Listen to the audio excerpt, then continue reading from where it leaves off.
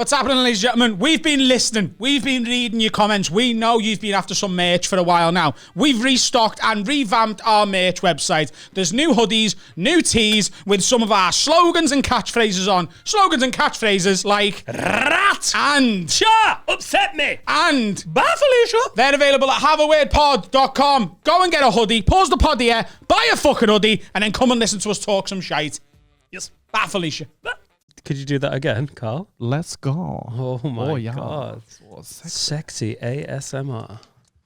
Love a bit of fresh orange early in the morning. If you like sweet Tropicana, do you like it with bits or do you like it smooth, Adam? Smooth, because I'm not a paedophile. Paedophile like bits. Famously. Yeah. Orange pedo banter. Yeah, they do. Do you like... You're a pulp guy, aren't you? I can tell. Pulp? Yeah. Pulp? That's the Americanism, that. Is it? Well, that's the Friends one, isn't it? No pulp. Yeah.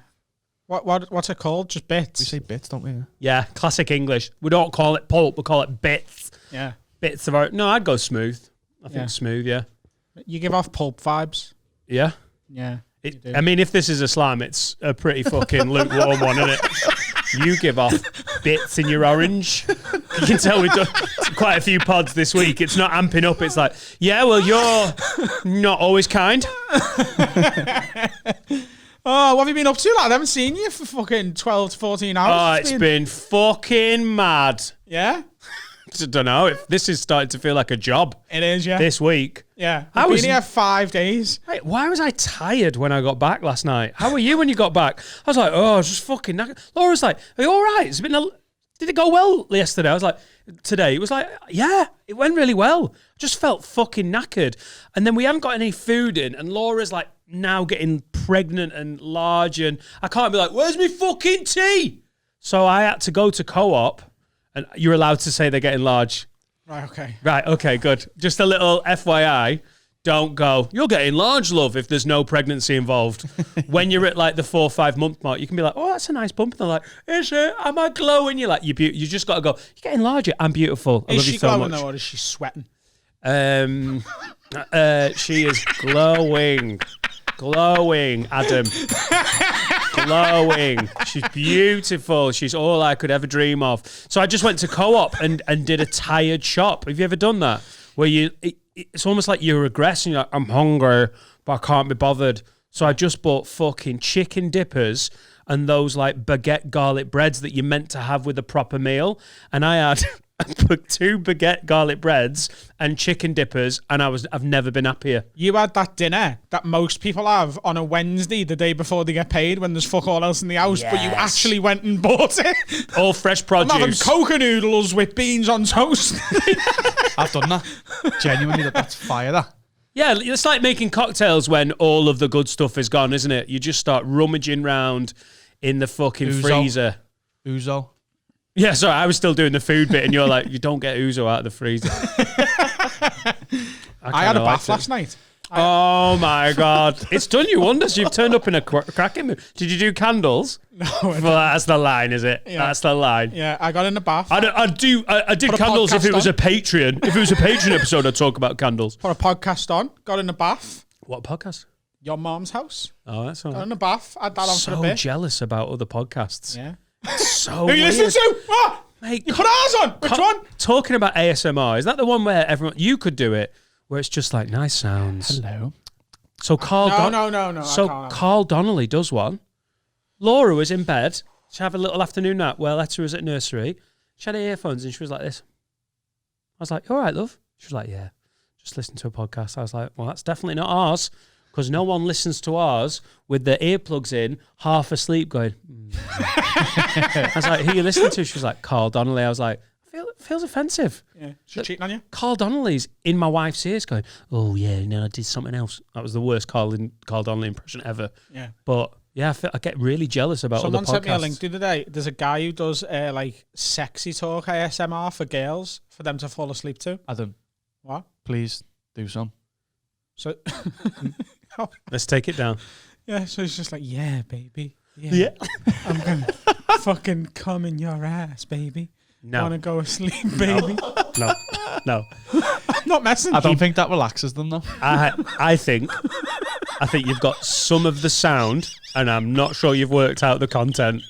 I'm not messing. No, he doesn't go, hey, baby, I'm going to come in your ass.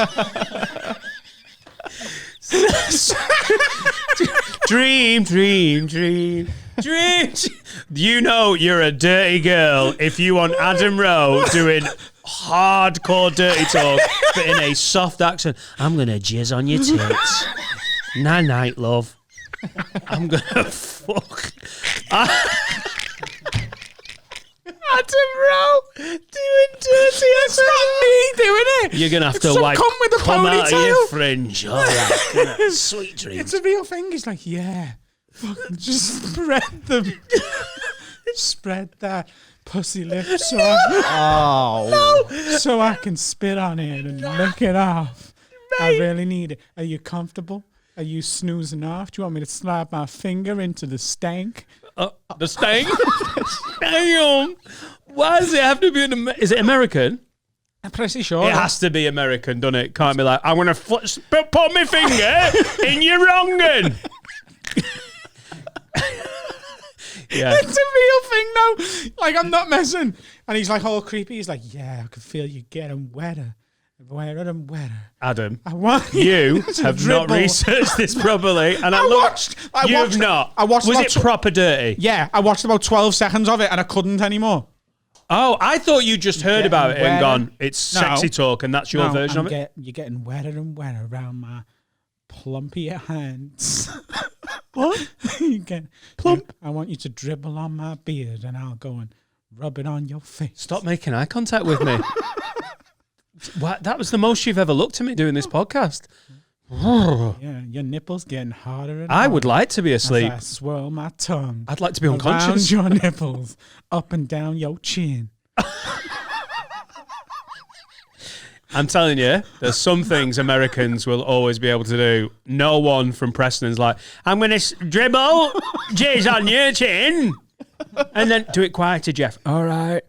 And then I'll get my man's bath. I'll come on your leg. Hey, you never had jizz on your leg, have you? Oh, do Kevin Webster sexy talk. ASMR in the booth. Solid. Right, Solly. Kev, we're just about to go. Kev, we'll just check your levels. Okay. Right, really sexy, Kev. Okay. Right. Solly. Go, record. Sally, listen. Rosie, she's asleep. So's Sophie. I can't hear her, Jack. I want to come on your leg. Every day. I'll give you a ladder in your tights with me dick. I was in the garage earlier. Picked up a spanner. I thought, could do something with this with our Sally. What? Put it up her ass. Oh my God. Mechanic sexy talk. I'll fucking change your carburetor. I was covered in oil. I was like, I wish this was poom juice. There's got to be something to do with the dipstick. Do you think we could get sued by Kevin Webster? No, because he's fictional. That's true. But he's not, is he? That'd be a sick comedy storyline. That's on Kevin Webster sues have a word. Yeah. If he comes on, I want him to do it in character. Yeah. If he comes on, I want him to come in for approximately 14 seconds. I want him to look down that camera and go, hey, listen up, everyone. It's me, Kevin Webster. And then go. That's all we need. And then I'll just fall asleep. Yeah, we're not going to get sued by the fictional mechanic from Coronation Street. And I don't think Michael Lavelle, the actor, really cares. Oh, all right. Michael Lavelle. He is the spitting image of Were my you dad, you know. equity? Fucking knowing everyone's name. Oh, I'm sorry, because I know one actor's name from Corrie. I don't know Ken Barlow's Well, as name. a thespian, Don't I'm you? surprised. William Roach. Oh, yeah. Oh, yeah, it's a famous one. Yeah. Haley. Julia Hermann-Skalliger. Her second name's mad. Wow. Julie- Good effort, though. It's Julie Herman. You sounded like an alcoholic compere at a gig where you're an open spot. Julia Scott, blah, blah, blah, blah. I don't think soap operas get the credit they deserve. I think they get more than they deserve. But, like, the longevity of them. Yeah. Do you know what I mean? They've been going for, like, 60 years. They do, like, we know from experience how hard it is to do 6 podcasts a week. Do you know what I mean? Yeah. It's hard. They do, like, 4 or 5 episodes a week for 60 years. It's not And it's seasons. just still They there. don't, like, you know, like Breaking Bad. Yeah, it's very good. But would it be better than Corrie if they had to do it constantly?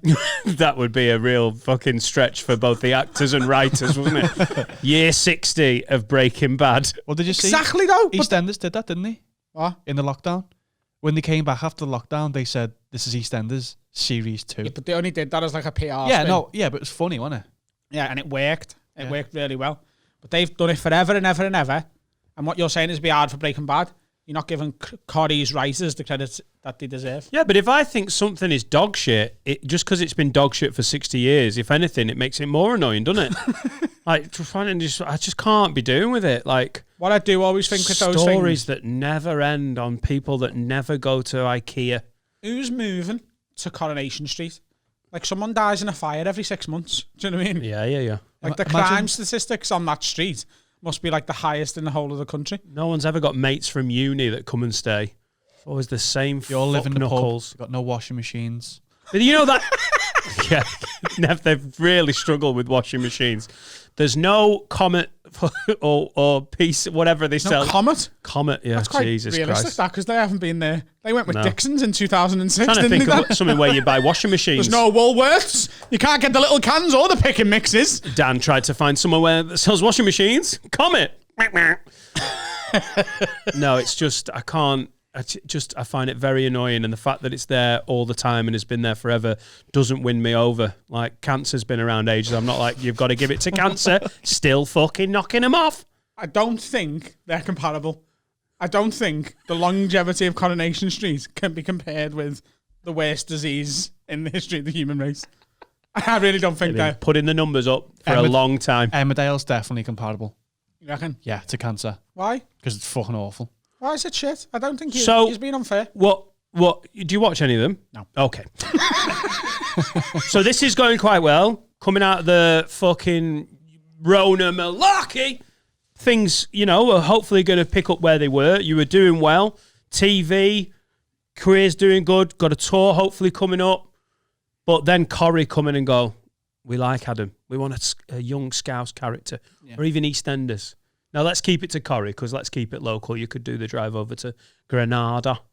There's probably How more much- Scousers that live in London now than in Manchester. So You're it's right. probably more likely, more realistic for me to be a character in EastEnders than Corrie. Maybe. All right, we're in the weeds. But pick the one that you find least EastEnders. offensive. Right, EastEnders. Want to be in EastEnders, yeah.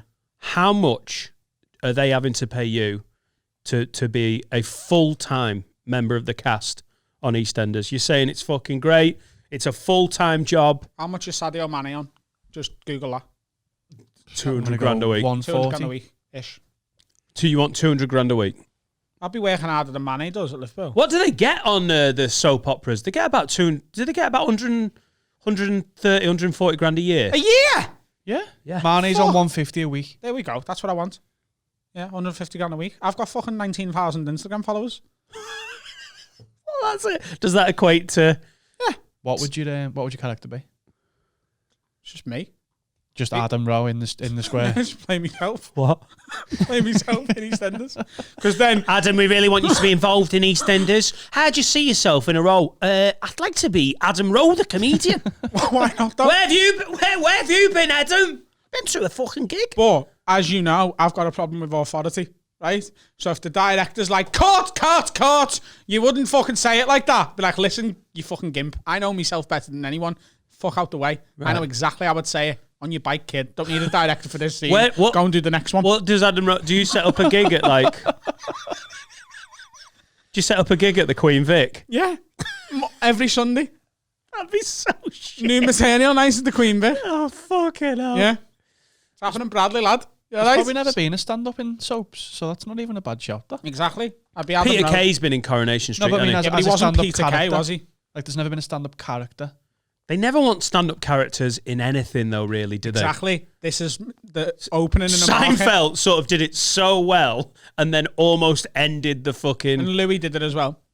Yeah, but he had to basically be one of the best comedians in history and then get FX, which is a lesser-known TV station and studio, to give him total control. And he edited that on his fucking Apple Mac, didn't he?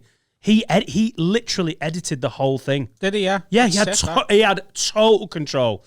Did I tell you, I worked as a consultant on a programme that was going to be made for Sky One about a stand-up comedian from Liverpool. It was going to be a drama. Have I not told you about this? How have you never told me this? So I was And how were you not in the running for the gig? I was. So this was about 2 years ago, maybe. No, probably a bit more, because I think I was still living in my dad's. Maybe three and a half years ago. That's the weirdest thing. I was still living at my dad's, but I was working as a consultant for Sky One. So I didn't get paid, but there was I got a phone call one night. I was in bed. It was about 1:30 in the morning. Do you remember Arlo, the doorman? Arlo Bailey. Yeah. So Arlo's I'm gonna bleep that. Shout out. No, it's fine. He's a good lad. Yeah, he was a doorman on Envy, the nightclub that I used to work in. And my phone goes, and I had his number, but I'd never spoken to him away from work. And it rings at 1:30 in the morning. I was like, I'd be a pocket dial, so I answered it. And he went, all right, Adam, lad, how's it going? And I was like, sound, Arlo, how are you? He went, listen, this Australian fella here needs a Liverpool comedian. And I just put you on the phone to him. And I went, yeah. So I speak to this guy, and he's Australian. He's like, I'm in Liverpool. I could do with talking to a local comedian who knows the scene. Are you free tomorrow for a drink? And I was like, yeah, sound. So I went and met him. His name was Michael Thomas, Australian writer. And he took me to a few pubs around Liverpool, and he told me he was writing this thing for Sky One. It had been commissioned. I went to buy a round. At one point, he was like, none of this money is mine. It's all coming from Sky. I'm paying for everything. Love the expenses. So I met him in Liverpool. Ended up, he came to a gig of mine at the Comedy Cafe in London. Johnny Schumacher came down with me that night. He met Johnny. He liked Johnny because Johnny's an actor as well. And he was like, he'd be fucking great for this role that I'm writing. And essentially, it was about, because Liverpool's got a huge Chinese community, right? As in lots of Chinese people, not big Chinese people. He Fucking hell, Chan. What do you mean you don't want to play basketball?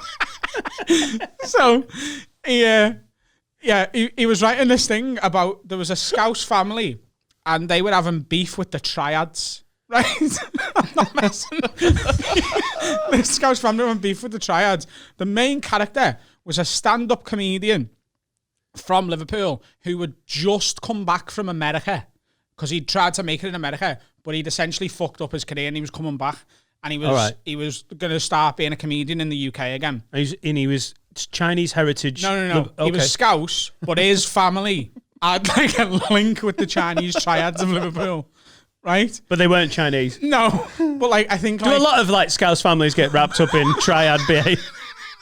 But where's Paulie? I don't know, mate. She's been missing for 2 fucking weeks. I'd either try William Hill. What the fuck? Triad. I think like his ex-girlfriend was a triad. Fucking hell, mate! And this didn't get made with the absolute fucking right. Okay, we're gonna have an Irish, like a Scouse family, and then that needs to be more of a link, doesn't it? Yeah, I love it. So I think his ex-girlfriend was a triad or something. I can't remember. Nightmare dumping that bitch. But like, the way he wanted it to be was, in a lot of the episodes you would see bits of stand up because the guy would be on stage talking. Hey, what about fucking Syed? Who here is trying to dump a fucking Syed? It's a fucking nightmare, mate. And I'm not talking about triads. Bum, ba-dum, bum, bum, ba-dum, bum. I said to me, missus, I hate triads. She went, what the fuck are you saying, lad?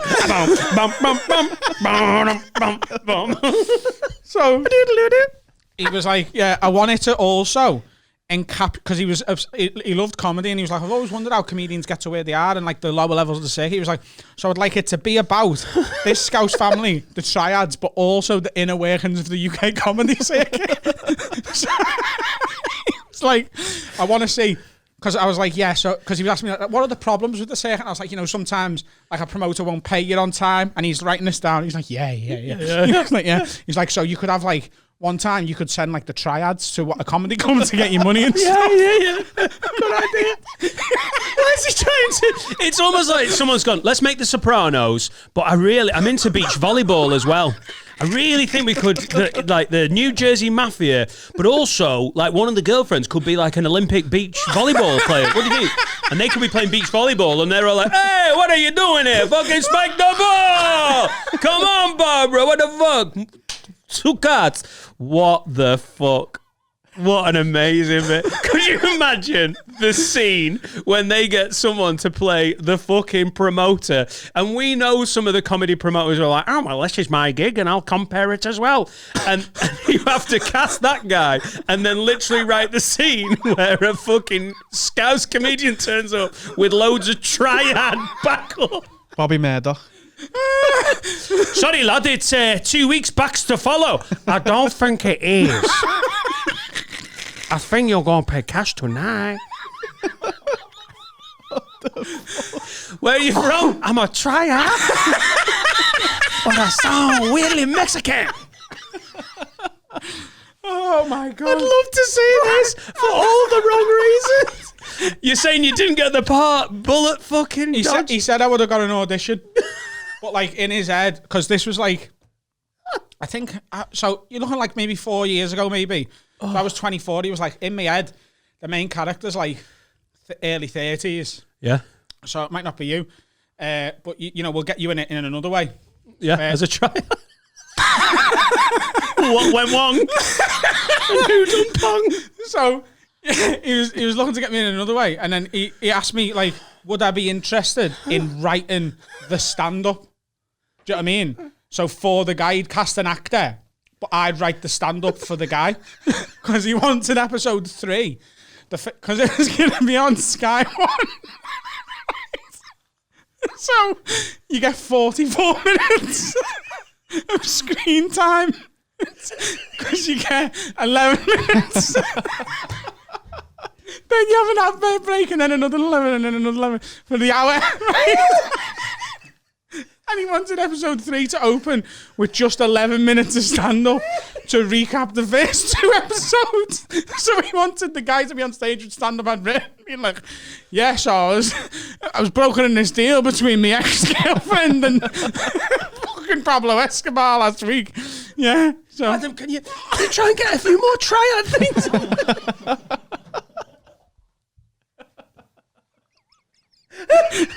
It's so amazingly shit.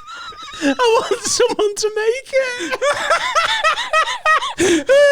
They commissioned the pilot. So you're laughing at this, but like he'd got the commission from Sky One. Because he'd been given a budget to come to Liverpool and research it all. He was like, this is fucking Rupert Murdoch's money, mate. The fucking rounds are on me. Yeah, and then I took him round Shoreditch with Johnny Schumacher. I got bevied there. I don't know whether I think maybe I forgot to text him back. I wonder why. Maybe that's why it never got made. Oh, he was waiting for me to write 11 minutes of stand-up about the... Do you reckon there are triads in Liverpool? Yeah. Yeah. Is it Chinatown? I know there's a Chinatown, yeah. Definitely. Yeah. I wasn't ready to laugh that much. That was a slow build of the most ridiculous, amazing. Yeah. Yeah. Triads. Yeah, so... Triads is the Chinese mafia. Am I wrong? Gang, yeah, mafia, yeah. Are they just Chinese or do they like... No, they're just a bit more diverse? Because 2020, are they letting other people in? Chinese. Yeah, I don't think the triads are like, listen, guys, we need at least one disabled lesbian. This is not very inclusive. He's Chinese. He's Chinese. He's Chinese. He's Chinese. I'm Chinese. It's starting to look bad. We're turning up to killing someone, and they're like, bloody hell, guys. At least try and fill a quota. I don't mind being killed, but not by all Chinese guys. If you are growing up as a black dwarf in Liverpool, you should be able to believe that being a triad is a possibility for you one day. Imagine the black dwarf turning up with the triad. Get him, John. I am here because you raped me, though. Lads, be honest. I am a good triad, aren't I?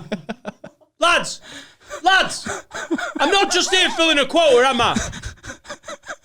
Cheers, guys. Yeah, they're just Chinese. Japan's the Yakuza, isn't it? Oh, here he goes. He's been waiting to say that. Fucking with his ASMR. If you dishonour the code of the Yakuza, they chop your fingers off.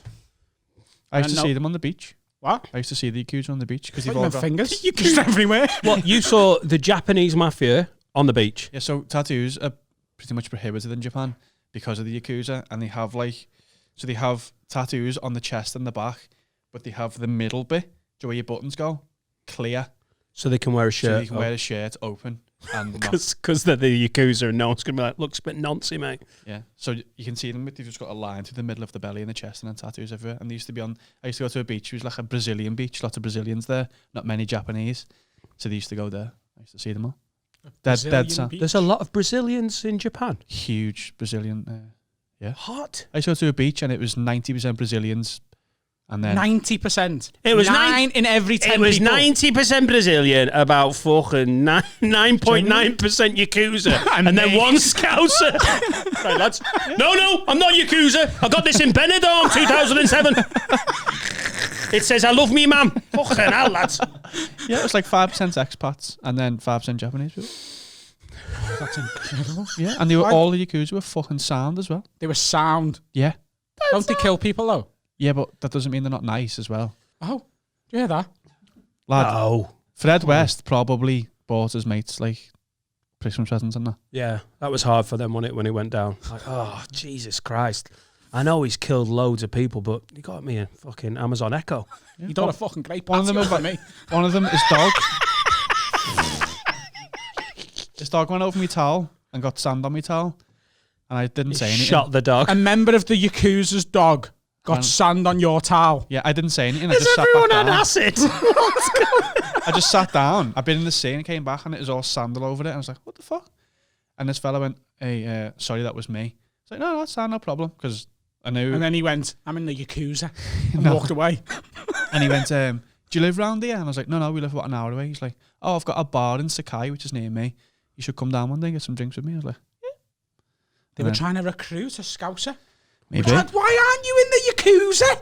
Do you know how much more interesting it would have been if you'd have joined this podcast with fucking 8 tattoos and a year's worth of Yakuza experience? Yeah. Think of the sitcom you could have wrote. He's Scouts. It wasn't a sitcom. They're Brazilian. It wasn't a sitcom. It was a drama. It was meant to be gritty.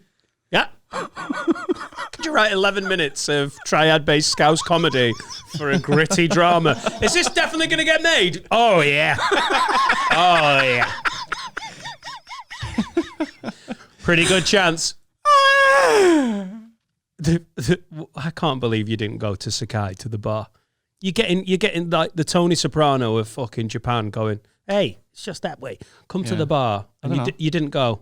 No, I'd have gone that day. we went to that bar like previously because he went, do you live round here? And I was like, no, Sakai. And he's like, oh, I've got a couple of bars that way. By the way, are they speaking English when they're talking to you? Yeah. I think Carl spoke fluent Japanese for a I second. thought he could have. He's a spoke a bright bit. guy. I couldn't have understood what he was saying in conversation, but he No. spoke English. I mean, they have to because they're doing international deals, aren't they? Yeah. Even on the beach full of Brazilians. Yeah. He's like, you should come down and get some drinks together. And I was like, yeah. And for like 10 seconds, I felt cool as fuck. Yeah. Like, How do you know he was in the Yakuza? Because you had Tats, to. the You had tats. to tats. Oh, shit, yeah. You don't, you like tattoos are not seen. And you can't go in lots of places if you've got tattoos. So if you've got them and you're flaunting them, you want people to know who you are. Yeah.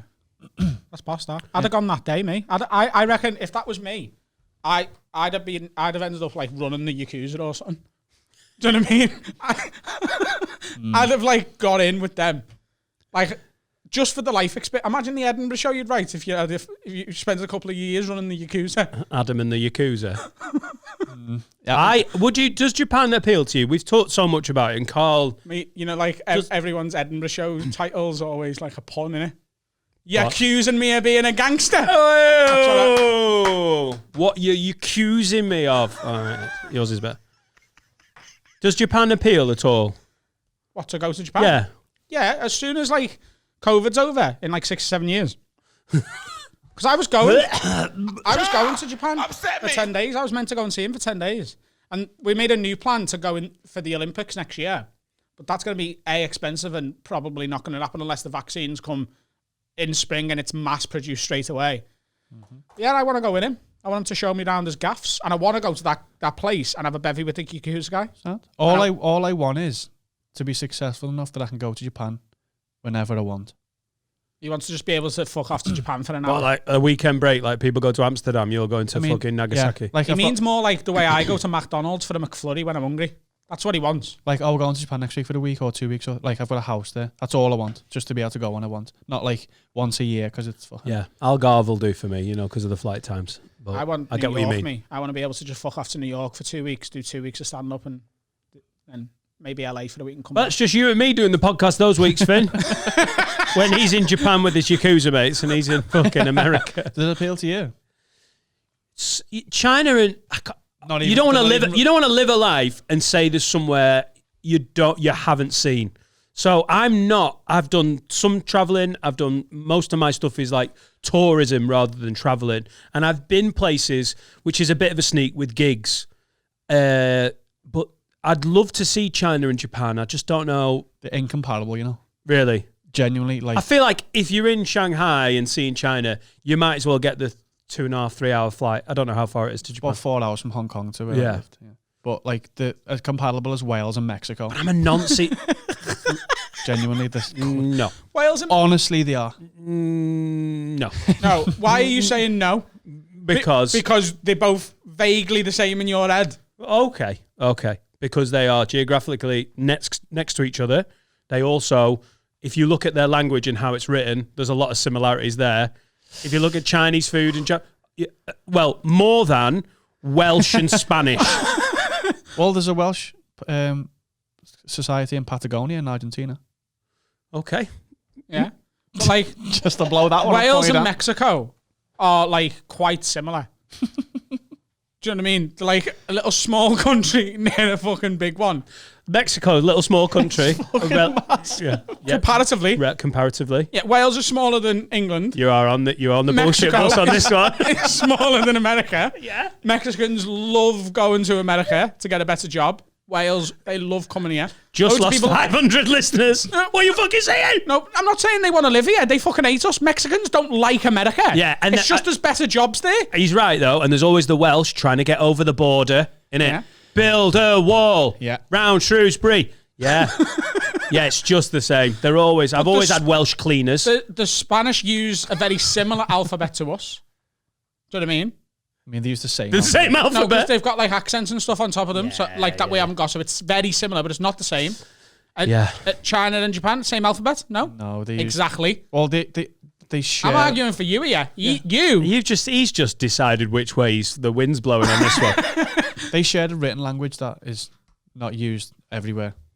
Yeah. There's 3 languages in Japan. So That must be a fucking nightmare. That imagine. I tell you, getting the wrong these one. lads from Wales, they'll back you up because they live in what, Llanelli or Bracket. You live in the fucking valleys. You're like, I tell you what, we've been in Mexico for 2 weeks.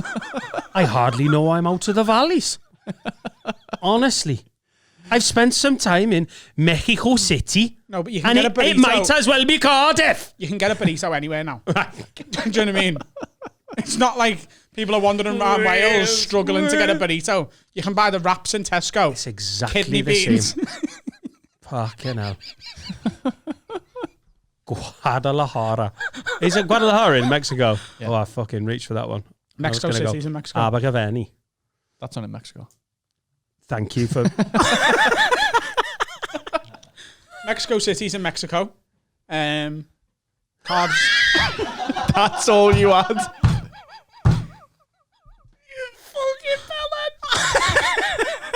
How can you even say it with a straight face? Lads, bit of info. Remember this for your next pub quiz. Mexico City. I'd say Mexico. No, but there's a London in Ontario, so you never know. You know what I mean? There's a Newcastle. There's a Paris, Tennessee, isn't there? Oh, yeah, but the Americans just ripped off all the fucking... There's a Paris in Tennessee. Bargatze's got a bit about that, hasn't he? Like, a little bit arrogant. What we're going to call this place, boys? Perry! We've done so many of these pods, and sometimes you think, are we going to be able to talk about something that we've not talked about before? And that was all pretty different. Yeah. Phenomenal. Fire. Yeah. I'm going to have a little breather, try not to think about the Scouse circuit and triads. We'll be back after these short messages. From the money cunts.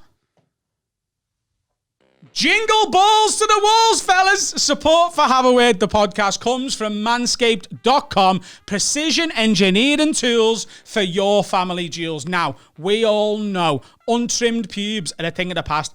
Girls don't like it. It's time to sort yourself out down there, and we can help you with that with Manscaped's Perfect Package 3.0. Now, what's in that package? First of all, you get the Lawnmower 3.0, which is a trimmer specifically for your balls. You don't want to be using the trimmer you use on your face, on your bollocks. That's nasty, innit? And with the skin-safe technology of the Lawnmower 3.0, you can shave away without worrying you're going to snag the bag. No more bleeding balls in the shower.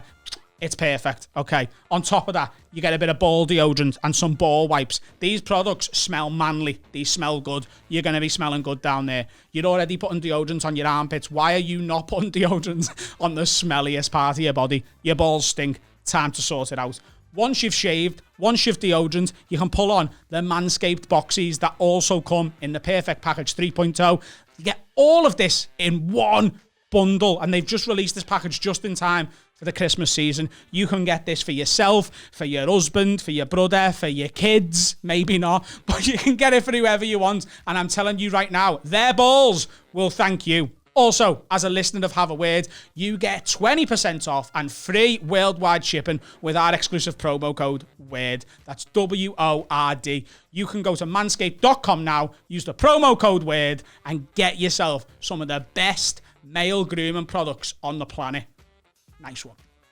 Hey! Back. Got some questions and shit. Have you got some ready, Carl? I have got some questions, yes. This is a would you rather. Jiggling your belly. What is this for a reason? Are you getting a bit Just felt it. Just felt it. sad? Yeah. Yeah? Someone just offered me some. You're going to do a new year, new you. Is that the plan? I just start that shit.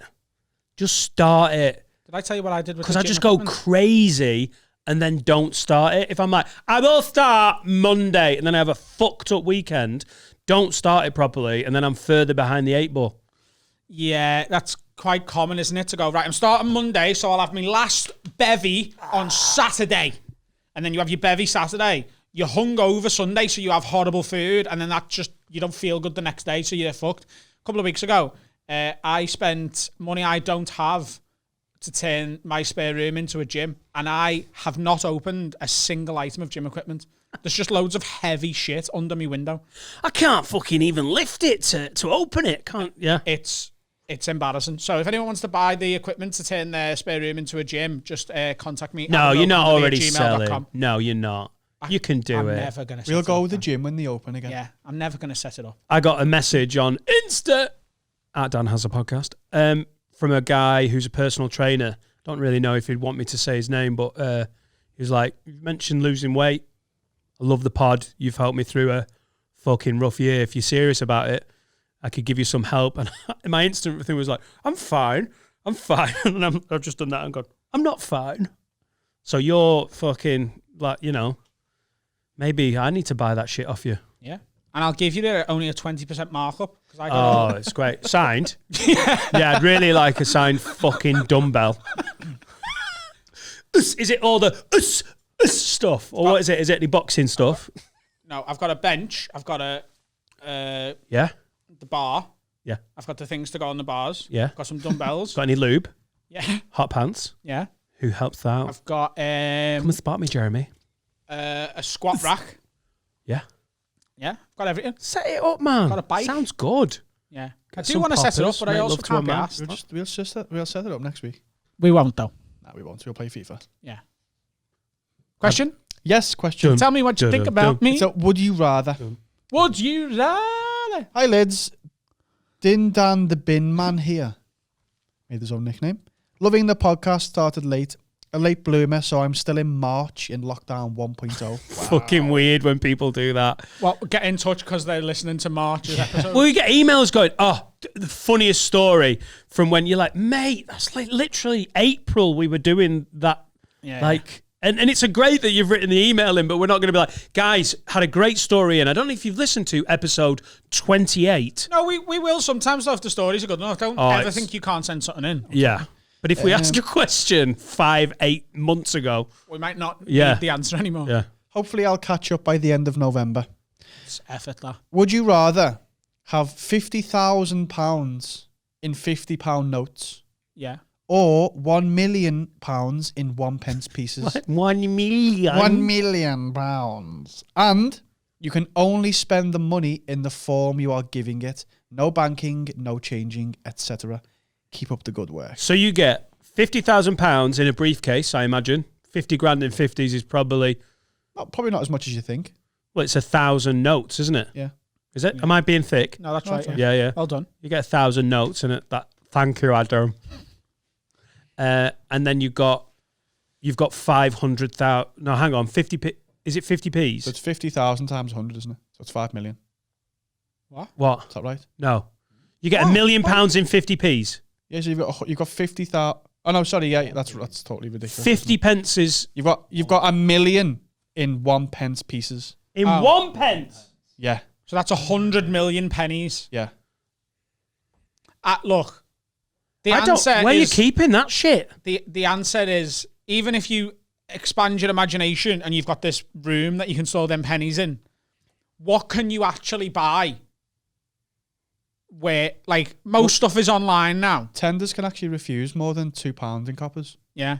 So Unless you're one of them dads who's got a fine for taking the kid out of school.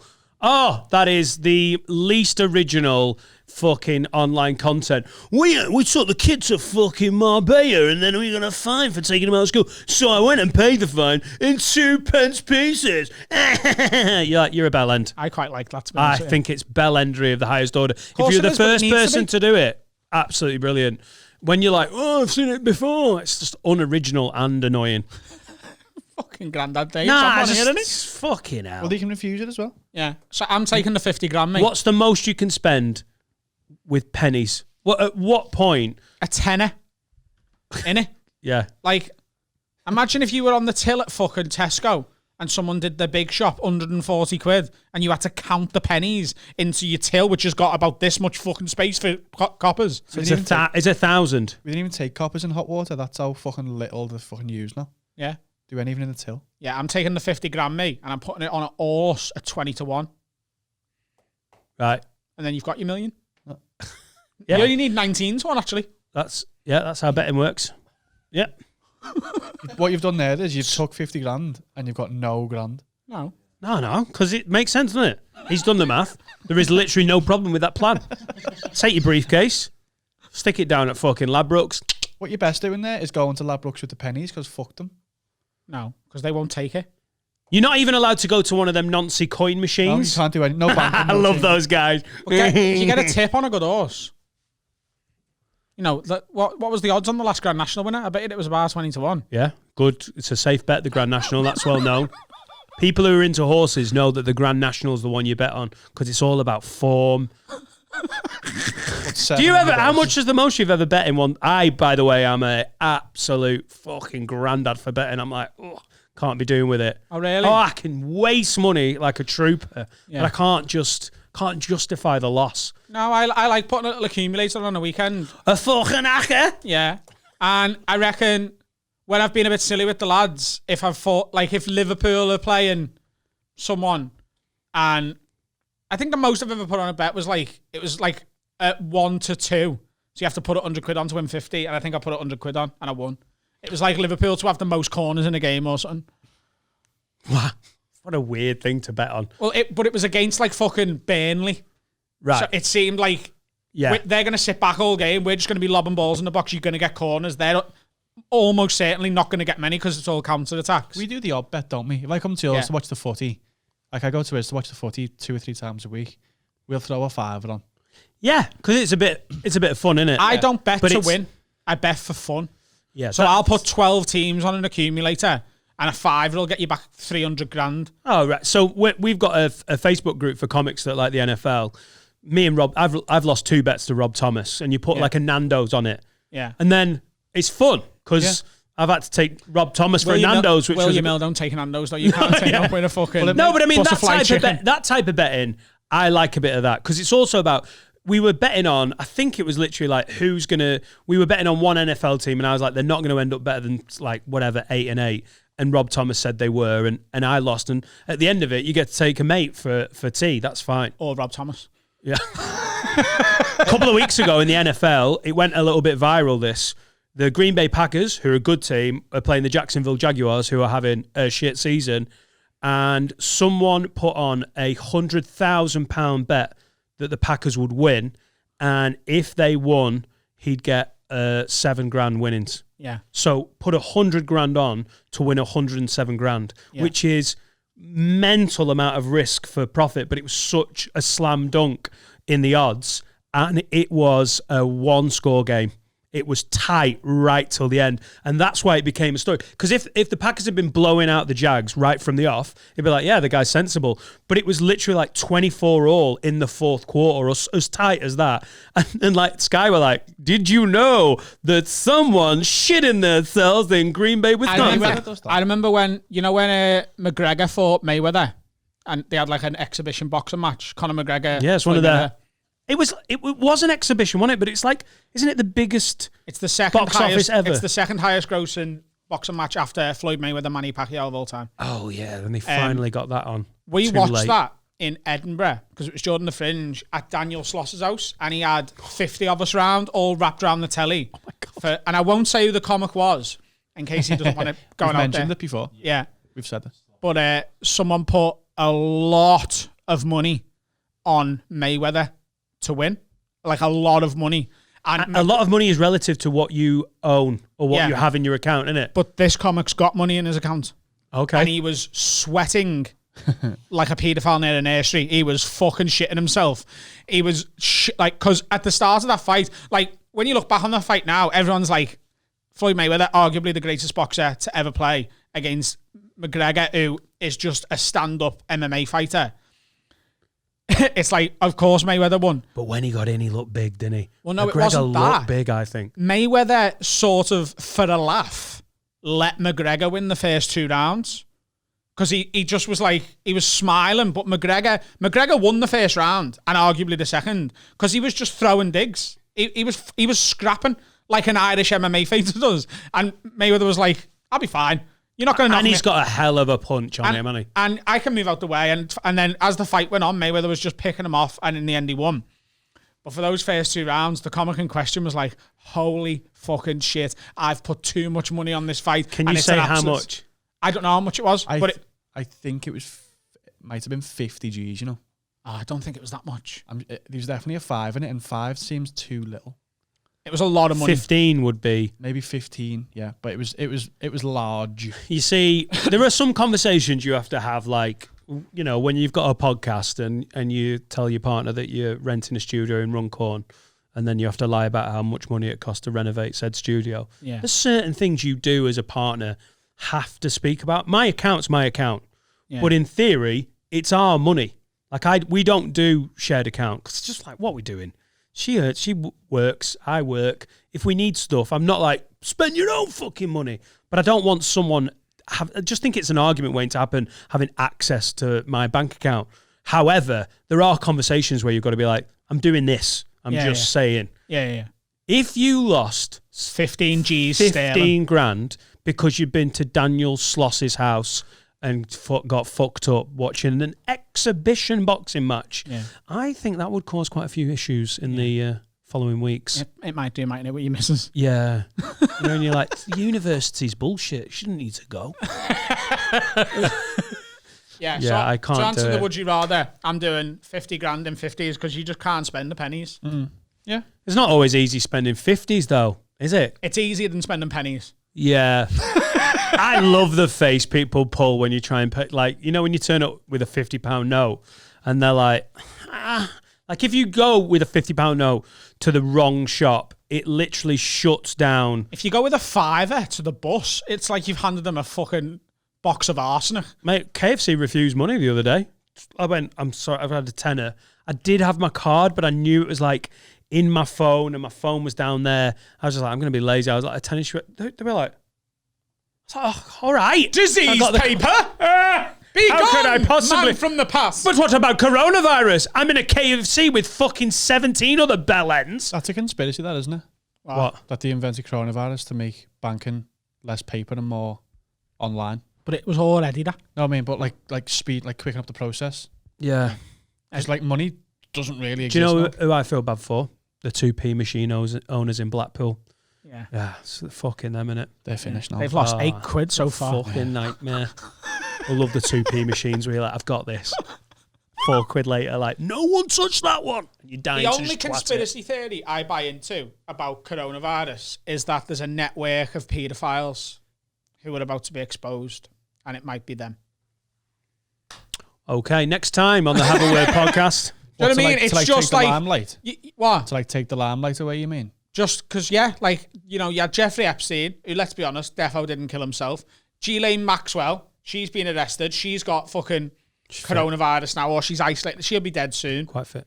Everyone's, like, not talking about her. Prince Andrew, everyone's forgot about him. Philip Schofield as well. He had some kind of... And fucking that's thing why bubbling we in. are in a worldwide recession Yeah. with millions. Because that's how powerful they are. And I guarantee you Yeah, they've got yeah, richer yeah, as a yeah, result yeah. of it. Oh, It's the yeah, rich yeah, and yeah. powerful people, innit? Yeah. It's like there's a network of nonsense. Oh, 100%. But there is, though. It's the pedo Illuminati. It is, though. Yeah, totally. Yeah. Yeah. Do But you there not, is. do you not think that there's genuinely like a paedophile ring? Like that fucking... What was it? The paedophile express? Like Epstein's plane? He'd Yeah. fly them round and all shit. He flew them to an island, Yeah, he and had there a was s- just like yeah. kids in boxes. He had a and you'd be sex like, "I'll have that cult. one." He had a sex cult. Yeah. They don't start worldwide pandemics, those guys. How do you know? Oh, of course I don't know. Exactly. But you don't know either. I'm not saying and I you know. sound like a fucking nana. I'm not. I'm not saying that I know. It's a fucking worldwide pedo Illuminati who've got access to fucking Chinese fucking viruses. No, like, I mean, it'd be easy to get it. Bill wouldn't it? Clinton defo has, and he's defo in it. yeah, I hate fucking conspiracy talk. I love that you hate it, you know. I honestly, it makes my eyes water. But like, I'm not saying it's happening. I'm saying it's Feel for those- definitely realistic and possible Imagine and if you've plausible. got a whole network of 2p machines and it's the pedo Illuminati that have fucking ruined your business. There's some poor cunt in Pacheli, North Wales. Do you not think it's a bit of a coincidence that as it looked like all that was coming out, that this all went off? I'm not saying I believe it. I'm saying, you know, I'm open-minded. Jeffrey Epstein has single-handedly fucked Landudno. What's the question? I've got another would you rather. 50 quids are a bit of a dickhead thing to spend, aren't they? Yeah. I remember I had an uncle who gave us a 50 quid once, and you're like, all right, dickhead, you're not at the strip. I fucking love having a 50 quid in my wallet, though. I feel like I'm a millionaire. Yeah, but apart from I'd rather when have- it's too big for your wallet and then it goes frayed at one side because you've got a fucking poor person wallet that's only goes up to the 20 side and then your big 50's flapping out the side. It's been in there too long because you can't spend it at Greg's. This is why you shouldn't have wallets. You know, you should have a little card carrier like I've got. Where'd you put your £50 note then? Just keep it on its own. Yeah. That sounds good. I'd rather have a £50 note than 3 20s because I feel like I've got more money. Pedo Illuminati. Would you rather age from the neck up or the neck down only? I think What? so. You either get wrinkly From this point on, Yeah, let's say now you either age from the exactly neck, where you are now, yeah, neck up your or head neck down. keeps aging Yeah. and your body stays a fucking pudgy But little for the 39-year-old purposes of this, that needs the help of a PT. you're single because you've got to consider like attracting a mate.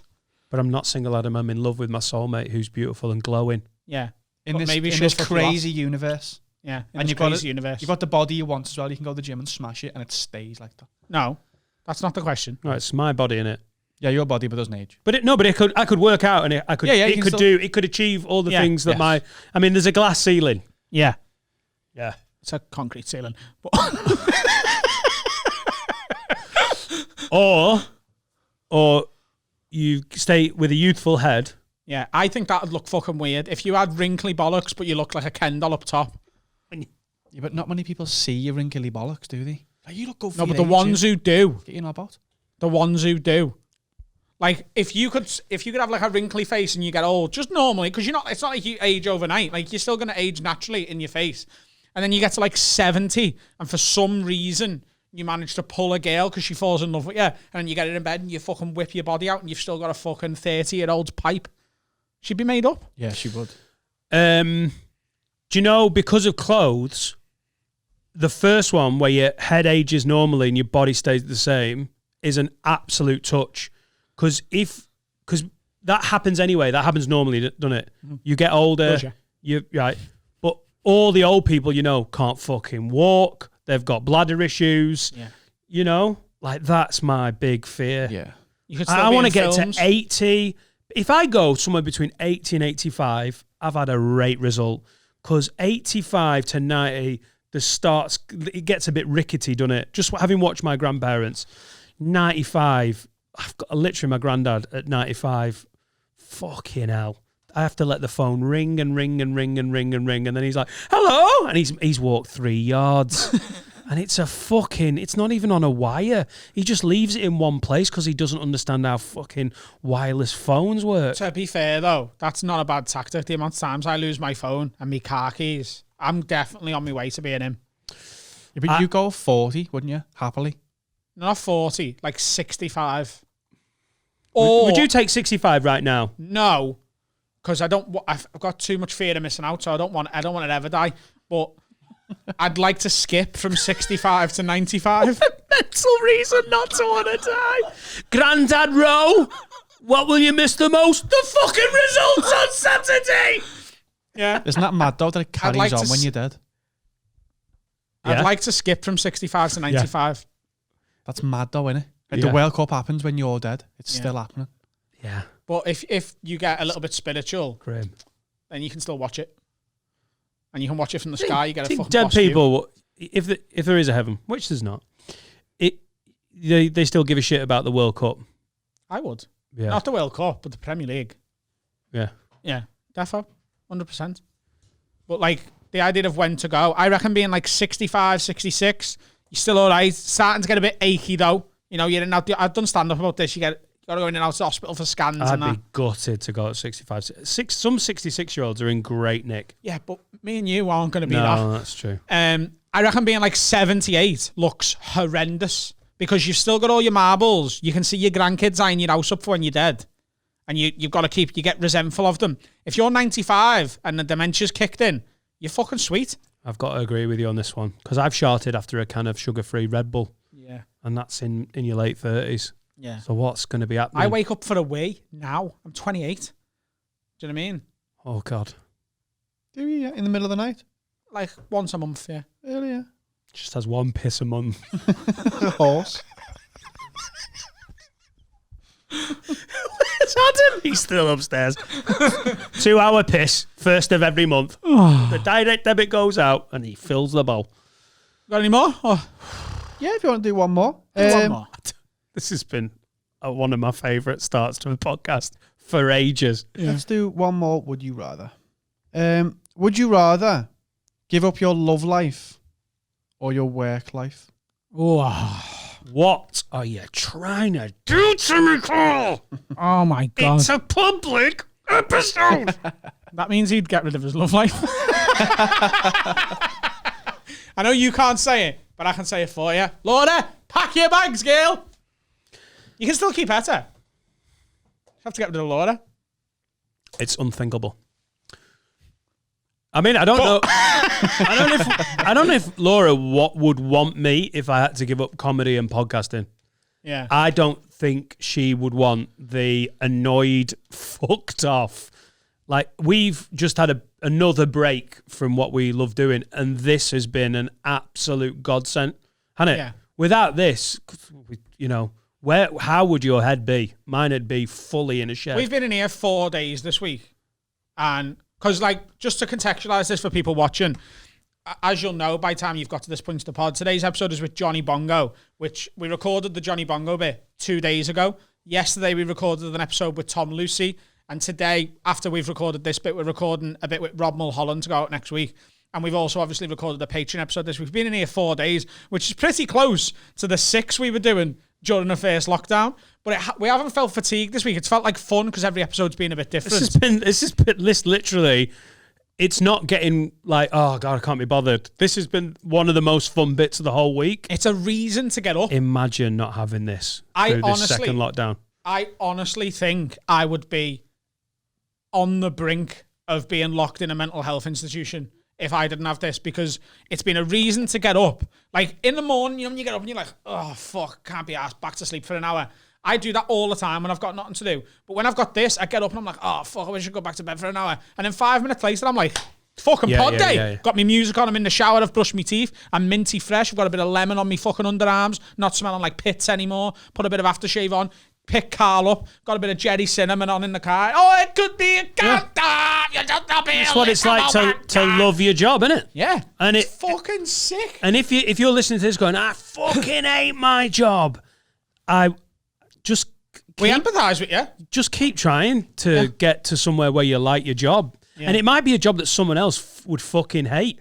But talking to people who buzz off what they do, the similarities between my life, Adam's life, and their life, all right, it's a different thing they're doing. But when you buzz off what you do, it doesn't half make life easier. And I know it's not as easy as just fucking off your job that you don't like. You've got to graft. We had to work unpaid for God knows how long.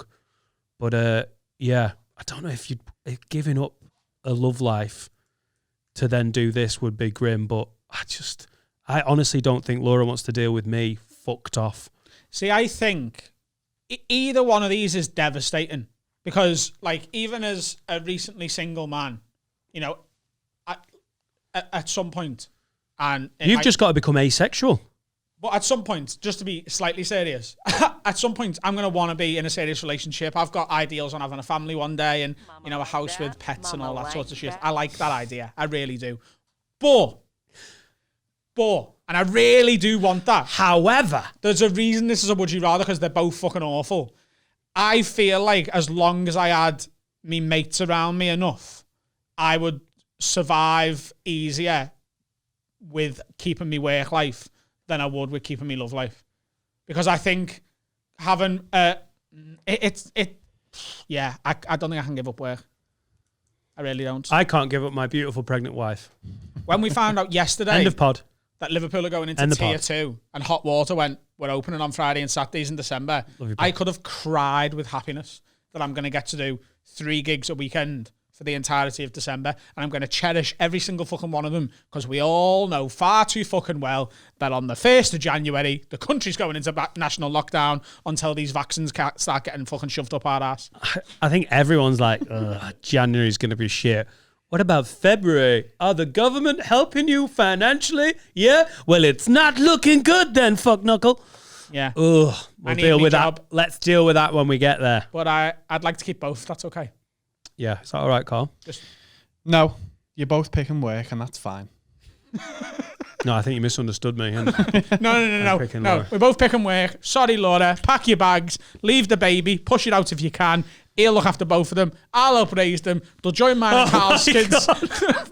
We'll join mine and Carl's footy team. It's going to be sound. Don't worry about it. Let's have a word from our sponsor and come back with Jonny Bongo, which we've already recorded, and we can tell you it's fucking amazing. He turned up with meat. Oh, he's a good lad. Love you, babe. What's happening, guys? Do us a favour. Only take you 2 seconds. Leave a like on this video. Go and subscribe to our channel and ring the bell if you haven't done that already. A little comment. All these things help us with the YouTube algorithms. We'd be very, very grateful. It'll take you 2 seconds. Got to do it now. And then we'll get back to the pod. Go ahead. Welcome back. Back? Yeah? Is that what we're doing? Whenever we record an episode like this, where we're recording a bit with the guest in advance of the first half, I always, for some reason, get clunky about that first. Yeah, but we've done like a year or so. It's like welcome back from the last time you watched it or listened to it. People also, there's definitely people I've noticed when we have a guest in, like our esteemed guest today. There's definitely people who jump to the guest bit and just fuck us off. Yeah, it's a shitty YouTube comment like, 1 minute, 5 seconds, thank me later. You're like, oh, fuck off. Welcome, Jonny. How's it going? Thanks for coming in. Thanks for having me in. Thanks for the delicious cherry Coke Zero. You're very welcome. Is it all right? You've never tried this before? Never tried it. Good. You wanted a Fanta Lemon? Fanta Lemon, back from Tenerife on that. Fanta Orange is different as well. What's Tenerife like at the minute? Because me and Carl are thinking of if Liverpool goes into tier 2, yeah, it means that there might not be many gigs for me, and I can't be asked staring at the same 4 walls anymore. So I might fuck off somewhere. I reckon you get gigs in Tenerife. Do you reckon we get some gigs going? You have to do lowbrow comedy. Oh no, there's no point then. No. Where can he take his highbrow political satire? That's the question. If I can talk about me, right. Yeah, I went to like a family resort for the first 2 weeks, and I was like, oh, I've got to get out of here. We're going to stay another week, and went to Costa Cost a decade, maybe. Yeah. No, Cost us something. It was rough. Yes. That's what we wanted. Yeah. Two weeks of family. 2 weeks of family, nice. Yeah. Yeah. All Many inclusive. discos. By the pool. And then this bar, Sky Bar, did 7 nights in a row there. Different entertainment every night. Someone from Britain's Got Talent was on it. Oh, that's like it then, isn't like it? a drag act, but when I research, it's like from Britain's Got Talent. It took me ages to find it. They were on it for maybe about 7 seconds. Oh, maybe. yeah. They were Still- just flashed up on Britain's Still got the Talent. fucking credit. But you can Yes. put it on the poster. They were in the background of someone else's audition. Yeah, it's class. They're interviewing someone talking about the dead man, and this cunt walks around in the background like. Mate, I did TV about 9 years ago, and it was the John Bishop's Only Joking show. And my agent put on posters without me knowing, star of John Bishop's Only Joking. I was like, mate, they've been printed. I was like, I'm not the star of John Bishop's Only fucking Joking. How long were you on John for? Bishop's, I was literally 30 seconds split into 2 clips about 4 weeks apart. Might have brought some people in though. Yeah, You know what I mean? Once thinking you I'm see John that- Bishop. Once you see that sticker, as seen on TV. If you've got a credit, fucking whore it out. Yeah. There's You've some got to. TV credits you don't even want to put on it because they're shit shows, aren't they? And you see people like, I'm not going to watch this cunt if he's been on that. Oh, I'm at the point where anything goes on. It's nice to have like a 4th option to knock one of the 3 out. But yeah, not John Bishop. Fucking ridiculous. So Tenerife would be, because everyone... It's a travel corridor, isn't it? Is it? It's a new term. Right, Just yeah. all these new terms. You Bubble. just pick up. It's Yeah. bub. Tenerife You're in in our your bubble. You can go as long as it's a travel corridor. Every cunt I've ever met seems to be in Dubai at the minute. Yeah. So that was my first thought. My mate Libby lives out there. Shout out Libby in case she's watching. And I was like, Lib, what's it like? And she literally sent me a video of her in a bar, and it's just chocker. Everyone's sound, but you've got to wear a mask when you go to the toilet and stuff. I said to Carl, like, should we just, if there's nothing to do, there's only so many PlayStation pads I can smash up playing FIFA. Do you know what I mean? Yeah. Yeah. So if it was you, Well, we're trying to get shows out there. We're trying to get some bingo shows out in Dubai because everywhere else we can't do them. that would decide it for me. We should contextualize that actually, because a lot of our fans are fans purely of comedy, and they might not know who Jonny Bongo is I at know. this stage. So you invented Bongo's Bingo. Yeah. I was a wee bit nervous coming in because everybody's all comedians. I'm not a comedian, really. Yeah. Some of the best episodes have been the non-comedian ones, to be honest. Oh, great. Because when Brilliant. we have comedians in, On we it, I'm just not talk about comedy for the Yeah. whole Yeah, time, and you can feel our listeners sometimes being like, talk about something else, lads. We get comments going, when are you getting a non-comedian in? And I've wanted to get you in for ages. Yeah. Sound.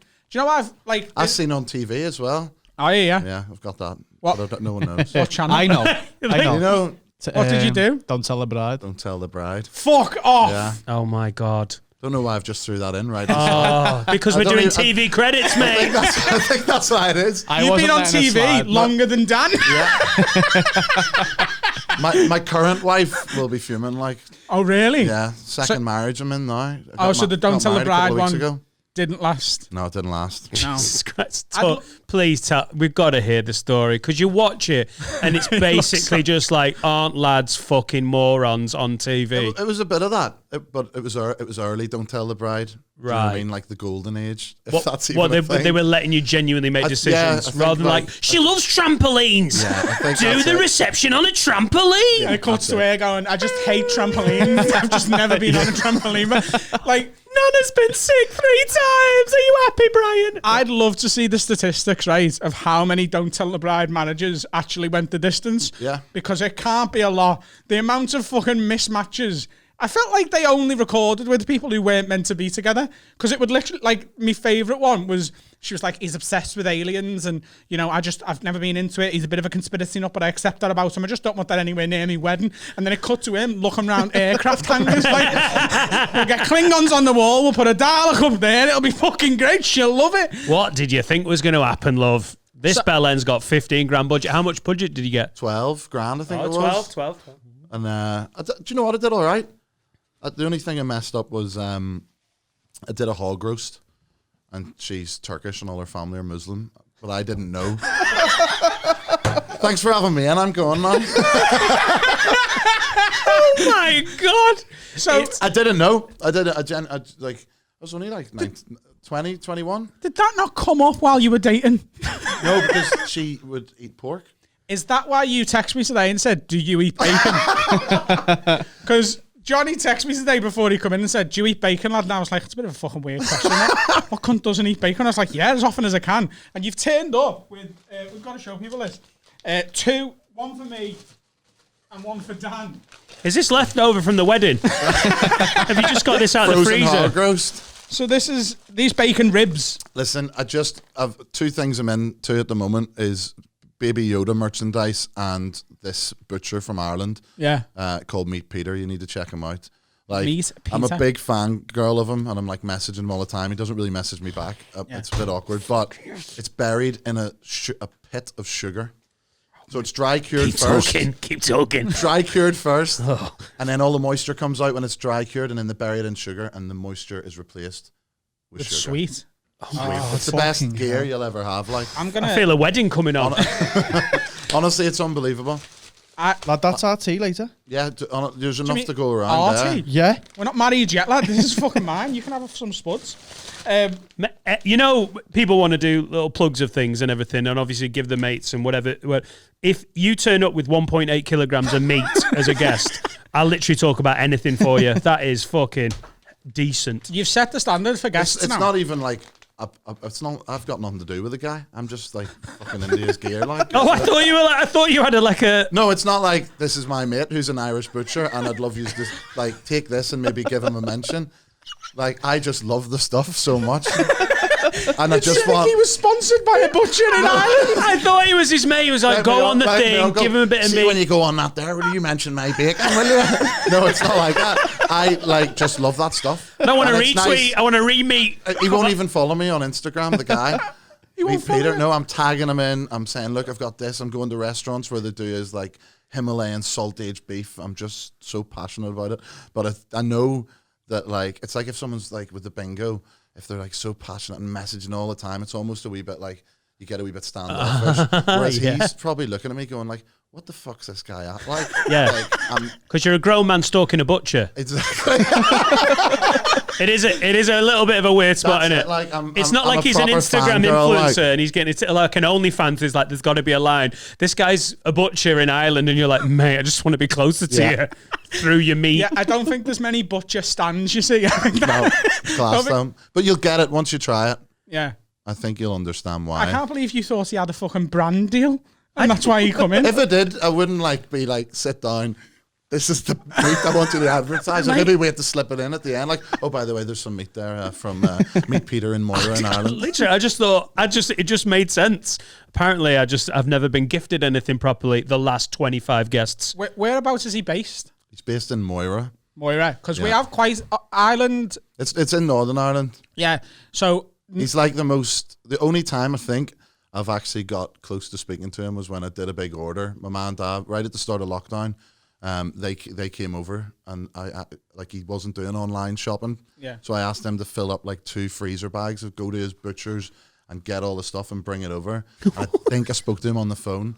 Like, What year did this transaction happen? Like, hey, can you come over? I want a fucking van of meat. That's what it was like. And then I phoned him and I had to give like my card details over the phone. And then at the end, you know, like, and can I have your expiry? And then he asked for the 3 buys on the back. That's what and I love that. I love the 3 bays. And give us the 3 buys on the back for the old security code. Class. Excellent. I love Probably it. wouldn't have spoke to me if he knew it was like me that he was talking to. So- You're not that fucking guy from Instagram. So yes, he probably wouldn't have driven to your house. How did he get it delivered? Like, No, my did mum and dad DPD? brought it over on the ferry. Right. So you they were brought it in smuggling freezer bags, bacon yeah. across the Irish Sea. They brought it over and yeah, Shitting it about the backstop, mum, dad. you need to get it in. You need to get the shit in. But now he's doing delivery to the UK. Customs are letting fucking women through with fucking cocaine up their ass, and they're like, "Search your fucking Batsy, see if For a she's got any sausage. bacon." Sausages. So Good meat chat. good meat chat. Great meat chat, There's a guys. lot of Tick meat it off. chat. 10 minutes into a pod, I reckon that's the most we've talked about meat. I loved it. It's fantastic. We are getting to the point where some things are getting brought up again and again, and we're like, oh, we kind of covered that. I've caught us both saying it in the last month, 2 months, going, we've mentioned it before. None of that. Like, Don't Tell the Bride into a fucking meat advert felt really original. We've not even talked about Bongo's Bingo. We're like, yeah, never mind that. What about meat? I'd fucking love to have seen like your ex-wife's uncle turning up from fucking Turkey. Human. He's waited all day because no one likes being at a wedding, do they? They're just waiting for the food, and then they bring out a fucking pig on a stick. Like, here you go, fella. Also, All my family were like absolutely made up as well because There was more. My uncle going up again there, so I am. maybe it's like I can't imagine loads of Muslim uncles are dead happy about trekking over to Northern Ireland for a wedding either. Like On telly. I don't think it fits like how they want it to happen for their daughter. Yeah. Or niece. Fucking hell.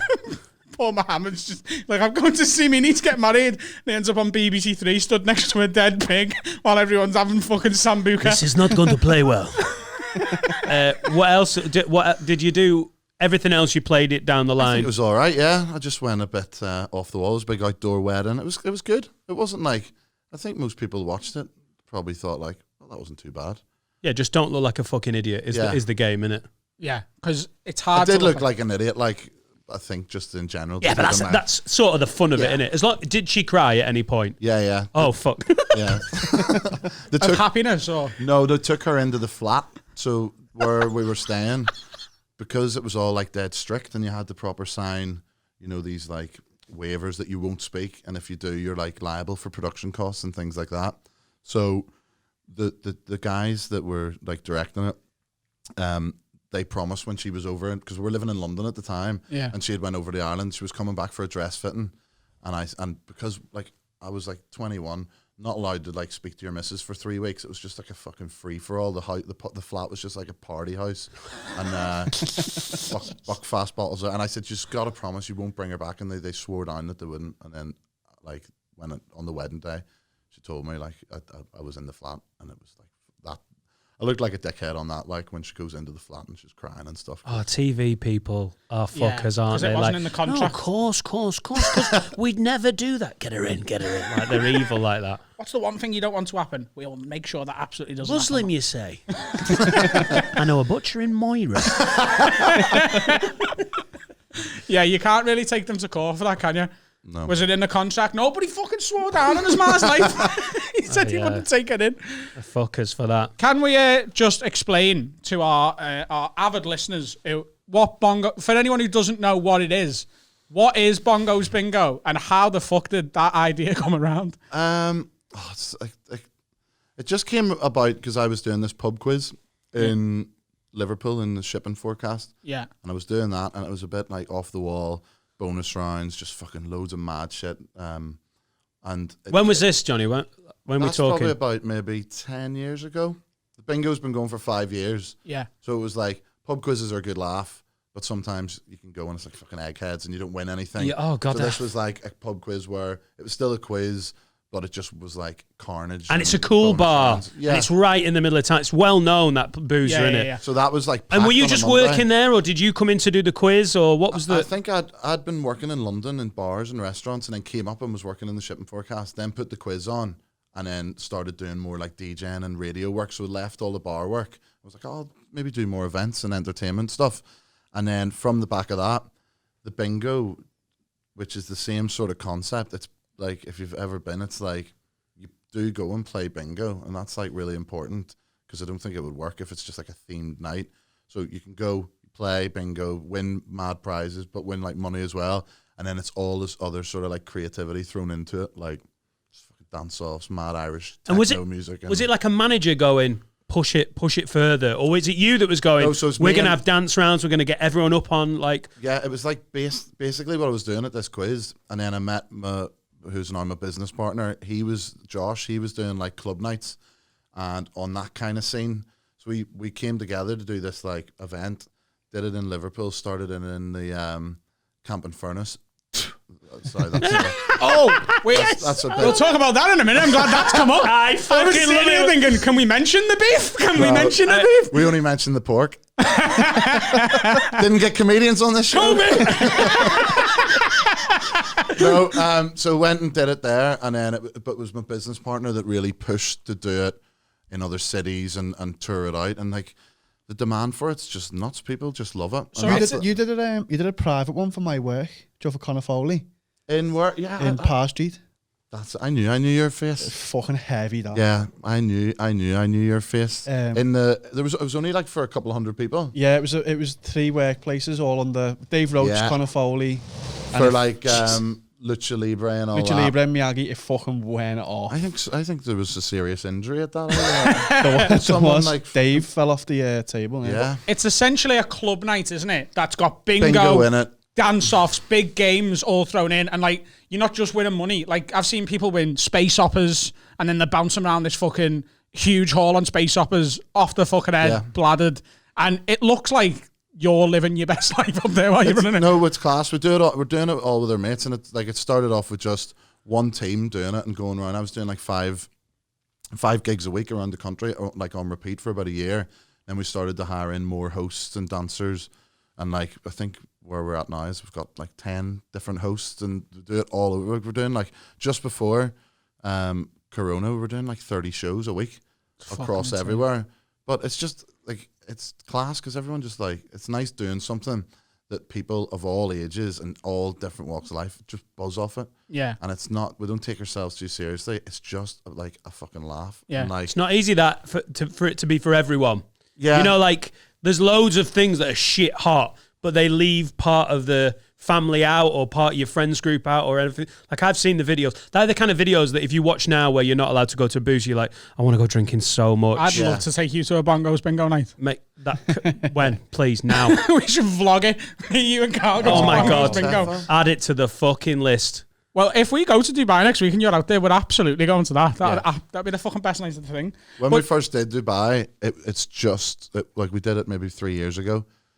And it's actually any time we ever start, because it started in Liverpool, it's I think it wouldn't be as successful as it is if it had started in maybe another city. Liverpool's so sort of parochial that spreads. It's like, and also it's like people like if you're on holiday and you heard maybe someone talking about Bongo's Bingo and a Scouser was there, they'd be like, "That's fucking from Liverpool." That you know what I mean? Even though I'm from Ireland, but it's like so. You're an adopted Scouser. Yeah. So when like we did Sydney and Dubai, and you just like it's just Scott. You just said any Scousers in. You were actually everyone. You were actually in Dubai last year when I was out there, November last year. And why did you not come to the show? Because I was doing a show. But our show might have went on later, maybe. It didn't. I was closing the show, so I wasn't finished till like 11:30 or something like I that. think we went on to 12. Oh, well then I wouldn't have come. If we were acquainted back then, Johnny, I would have been there. Well, I did reach out to you on Instagram. And Did you? Yeah. Mate, stop stalking people on Instagram, Johnny. Did you really? No, I didn't. Sent him some lovely chicken One of our other hosts said that he did speak to you. He did in Edinburgh. Yeah. At the Pleasance Courtyard, yeah. He said you blanked him. I did said the I would. fucking... I said I wouldn't bring it up. On my own podcast I'm sorry. I know. He said if you're going on that, bring that up. And I said I'm not going to bring it up. I was in the Pleasance Courtyard and he come over to me. He was hammered and he's like, Yeah, lads, that's what he didn't put in. He's like, lads, you fucking watch all your videos, you and Paul, lads. Fucking have it. You want to come on Friday, lad? I'll fucking talk to Johnny, lad. We'll fucking get you down, lad. And I was like, yeah, I will. And then it just didn't happen. Yeah, see, he didn't tell it like that. And I knew that's what the truth is, knowing this host, Rich Furness. He was like, well, I seen that, Adam. And I went up to him and I said, well, how are you enjoying the Fringe? Come to our show. And Here's my business card. And he walked away. I was like, nah, you're off your head on Gary's probably. And we're like sweating all over him. It was like day 2 of the festival as well. And I was on day 2 of the Edinburgh Festival because you were there for a few days, weren't you? Is that right? I can't remember. That month of Edinburgh for a comedian, those first few days, you're mentally preparing yourself for a month-long tough mudder that you're about to do. It's heavy. And the show's not quite ready, and you're like tweaking things, you're like thinking as you go. And you've got a fucking publicist in your ear going, on Friday, you're doing your show, then you're doing these 3, then you've got an interview with the Scotsman, then you're doing this fucking TV show that no one's going to fucking watch, but you need it because I need to write it down and tell you that I got you this fucking... Yeah. And all your family going, when are we visiting? You're like, never, ideally, never. I think now just to atone for this though, we're just going to, even if we just go to Dubai for one night, just go to that next week, we're going to have to do it. Holy shit. It's quite interesting though, because like a lot of people in our industry and the events industry in general have struggled to cope with like coronavirus. So as an event, your work is entirely in events. Is it just smuggle and meat you've gone into, or have you found some other? No, it is. It's like without like bringing the mood down. It's fucked us big time. Like and everyone in the events industry, and it's just such a tough one because you don't know how to play it. Like you you just have to fucking go with the flow. I think that's what I've come to accept. Like, you can't just like be angry all the time and just have to go with it. We got there in the spring. We were trying to. It starts doing your head in, but it was the natural thing in March and April to be like, I think we must have done this when we were doing the lockdown lock-ins, the shutdown lock-ins, whatever. We were doing daily podcasts. We started doing this thing of, I think by June, maybe July. And Adam was like, no, November. And well, I think by September. And in the end, you just have to become a passenger and be like, we'll be ready when we're fucking allowed. There's no point. You're messing with your own mental health, trying to predict it, because you're trying to affect some control. You just know that as soon as you can, you're going to do your thing again. Yeah, but it's brutal guessing. Nail on the head. Like, because when we started, when it started, we were doing some streaming and it was kind of good. And it's like, oh, well, this will be over by, the summer, and then it's dying down. And then the government were sort of saying, oh, there'll be arena shows in October and all. And like, it's just been tough. It's been tough for all of our host dancers, like guys in the office, just a killer. But hopefully, the brand that we've built will survive through it. And we know that like the style of the event and comedy nights and things like that, like that's what people want more than anything. As soon as like the green light goes, I think the demand to go out and have a night out, and not just maybe to go to the boozer for sort of like live entertainment, something a bit different. 2021 there will be a release of energy. Hopefully, we're banking on. We're doing the same thing again. Of like, it should be done by Easter. I mean, it should be done by. But it really should be now, shouldn't it? But with a vaccine by coming, then, stab your nan in the arm with this vaccine. Keep it in a fucking cupboard for 2 weeks. Give her the rest of it, and let us go and have a fucking party. And I think there'll be such a flood of like, not just going to the boozer or fucking Nando's. Things like comedy and things like Bongo's Bingo become like, oh fuck, I want to live. I want to do to make up for what has been a bit of a shitty year where you've missed out on stuff. Yeah, it's going to be like a fucking spring, innit? It's just constantly getting more and more tense, and then tenser and tenser it gets. When it gets released, it's just going to... My mate's starting to plan his 41st birthday because his 40th just got shat on from a great height, turned 40 in November, and he's just gone, there's nothing, I've not got to do anything. So he's like, we're going big for 41, and he's just moving all the excitement to then. Good on him. So we're all going to be knobheads and try and find 41 balloons, which don't exist.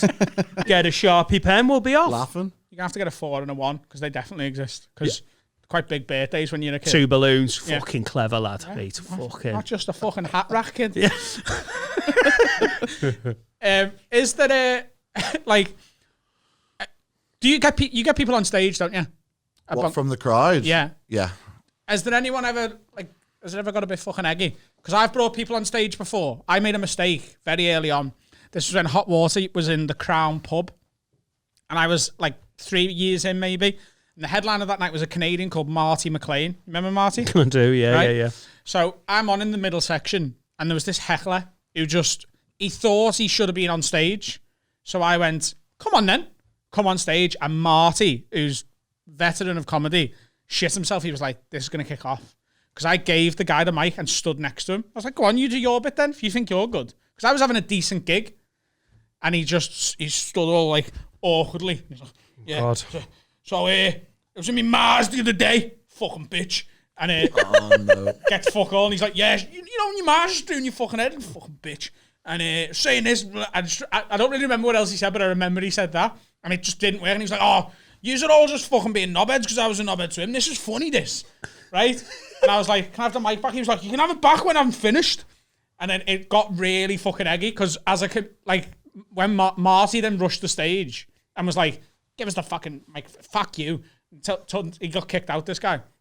And afterwards, Marty was like, don't ever get someone on stage, especially if they think they're going to be funny, because it's always alpha males who can't deal with the fact that someone's funnier than them in the room. They get on stage, they realise the fucking shit, and then it kicks off. So you've given them the mic because you know they're not going to be funny. Yeah. But the end game isn't them going, sir, I admit you have bested me. And I wish everyone here a lovely evening. I'll go and put my head in the oven. So is it ever got a bit awkward? Not really. We've had, like, we get people up, but it's more for like dance-offs and, like we do like a sort of, like a raffle after every game. There's like a lucky ticket, and if you come up, that's when like you win for big money, and it's like a who wants to be like a millionaire question or whatever.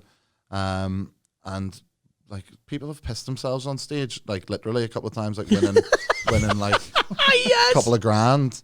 I think I only had one. I as someone comes up and I'll like quickly do like a wee like interview with them briefly, like, so where are you from, like Warrington or something, and then as it's a shit gag, but I just like it.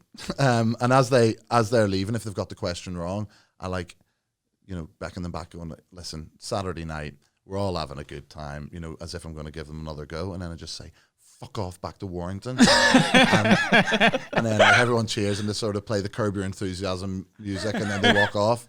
But one guy once went to bottle me, but that was about it, really. Oh, so when I said, does it ever get eggy? And you Just said once. no. Just the once, I nearly got bottled. But we've got like this big security guy called Dangerous Dave, who is like an absolute unit. And he just dived in. Did he pick his own nickname? Or I don't even think he's called Dave. Fucking brilliant. He's class though, big boy, like. yeah, Well, he's just been he's become like part of the show, like almost like a Steve or whatever you call it from Jerry Springer. yeah. He's He just just comes in, does little. he's like bits. Graham from Jeremy Kyle. Like Graham, but like a unit. Graham was fucking massive. Oh, No, there was another one in Jeremy Kyle. There was the security one, I think. Yeah. Graham was the pastoral aftercare, was he? Yeah, Graham was We the don't guy. have who, one of them like that comes and speaks people. You just off the fuck wall. off to Warrington. Just fuck off to Warrington and go and speak to Graham there. We'll get you help. We'll get you help. We'll send you home with a bit of meat. get you help. We're not dickheads. Dangerous Dave. Oh, fucking love the idea of just someone like being. That's the thing with security at comedy clubs. They're there, but they're not always watching. I feel like Dangerous Dave is definitely there and watching. That's his job.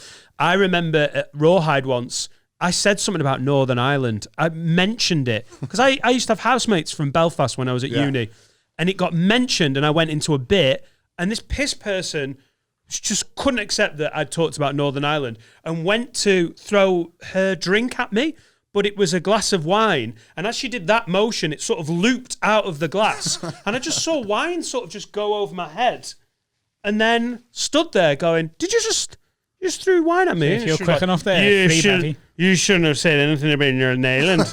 And I went, okay, but did you throw wine at me? And I was just waiting for like, "Fa-dumph," and nothing fucking happened.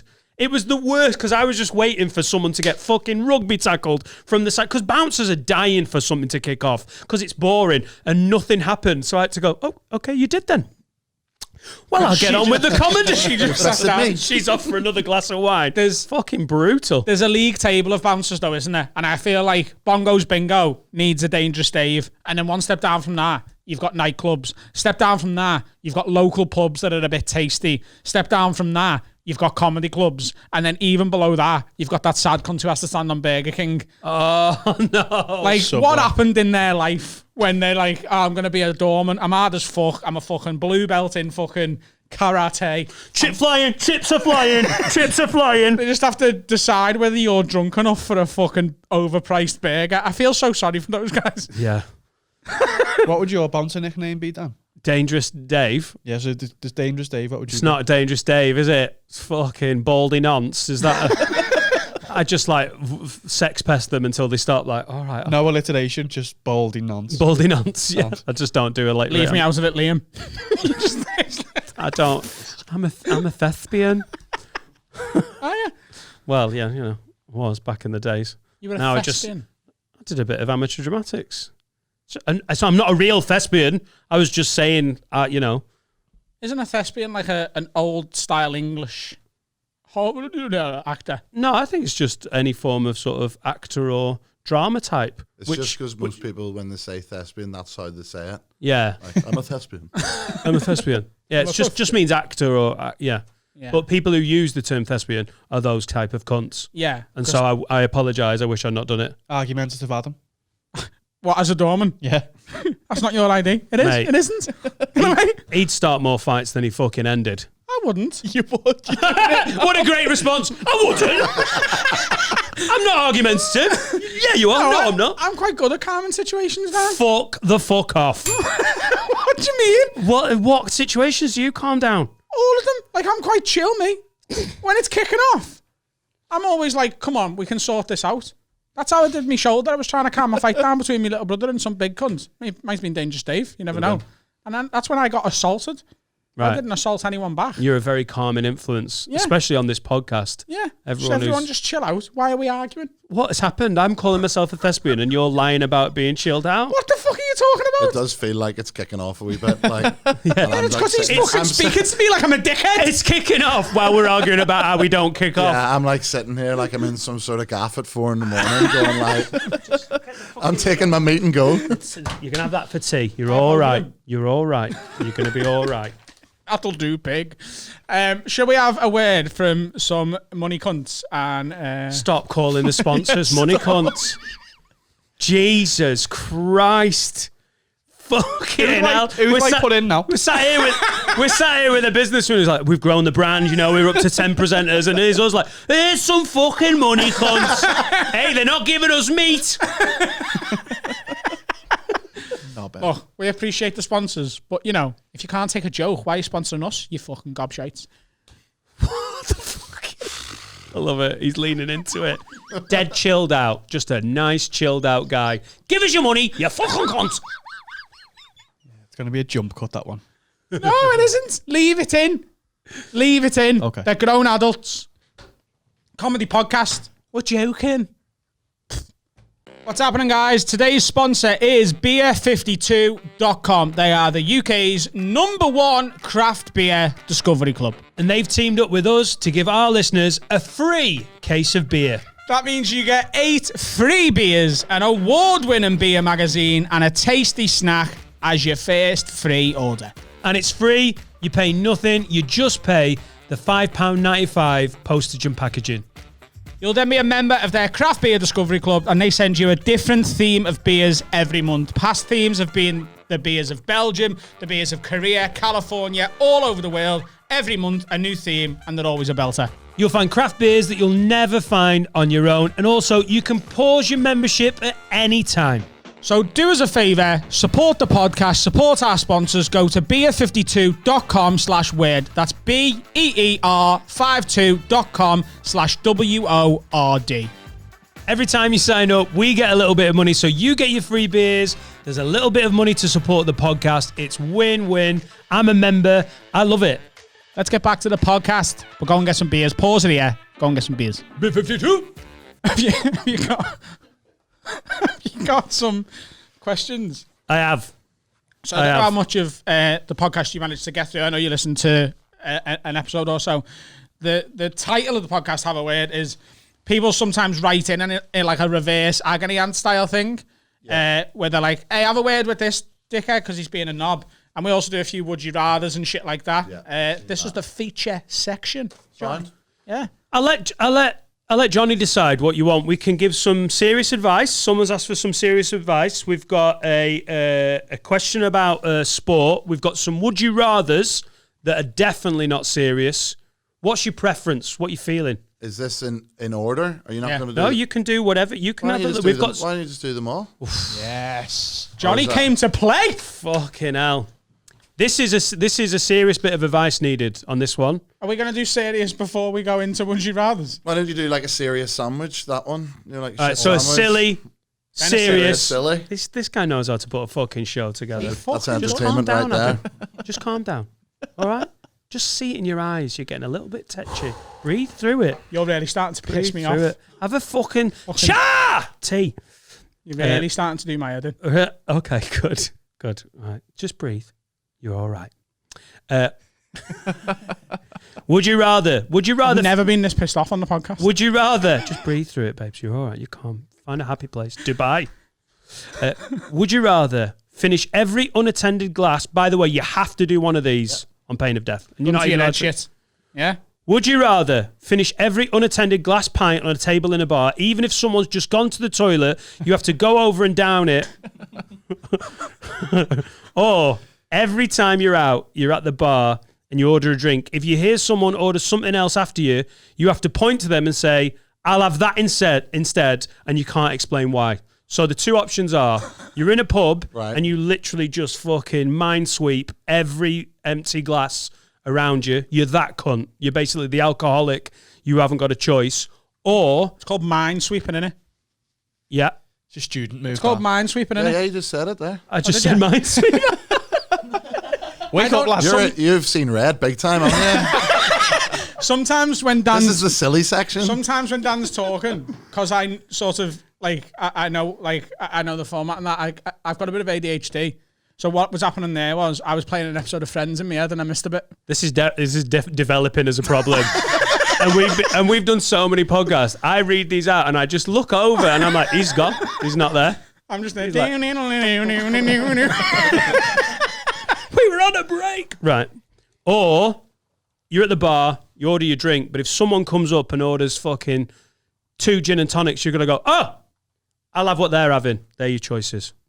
Every single time. Every single time. When you go to a pub, you minesweep every time. I think minesweeping is like, you can't do other tables because you're just going to get, unless you take Dangerous Dave out every time you go for a booze, you're just going to get twatted, aren't you? Yeah, but the other option of ordering, I'll have what they're having, like that is easily explainable. If you're at the bar going, I'll have a pint of Heineken, and someone goes, I'll have a double gin and tonic, and you go, I'll have what they're having, because you've just heard it and reminded yourself that you like a gin and tonic. That's explainable. But what wouldn't be explainable is if you went to the bar and was like, can I have 6 Jaeger bombs, mate? And someone comes over and goes, can I have a glass of water? And you go, I'll have what they're having.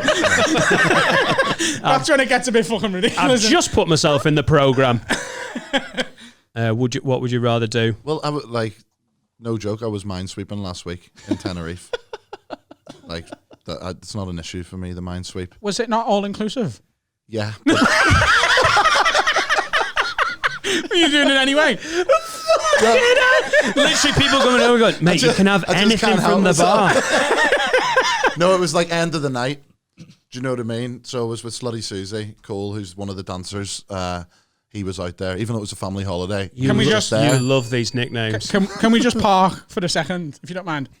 Slutty Susie and he is one of the dancers. Yeah. All the dancers are, you wouldn't call it drag. They're just like sort of party boys, you know, Slutty Susie, Horny Heidi, Naughty Nicky. But they're all men. But they're not, it's not good enough to be drag.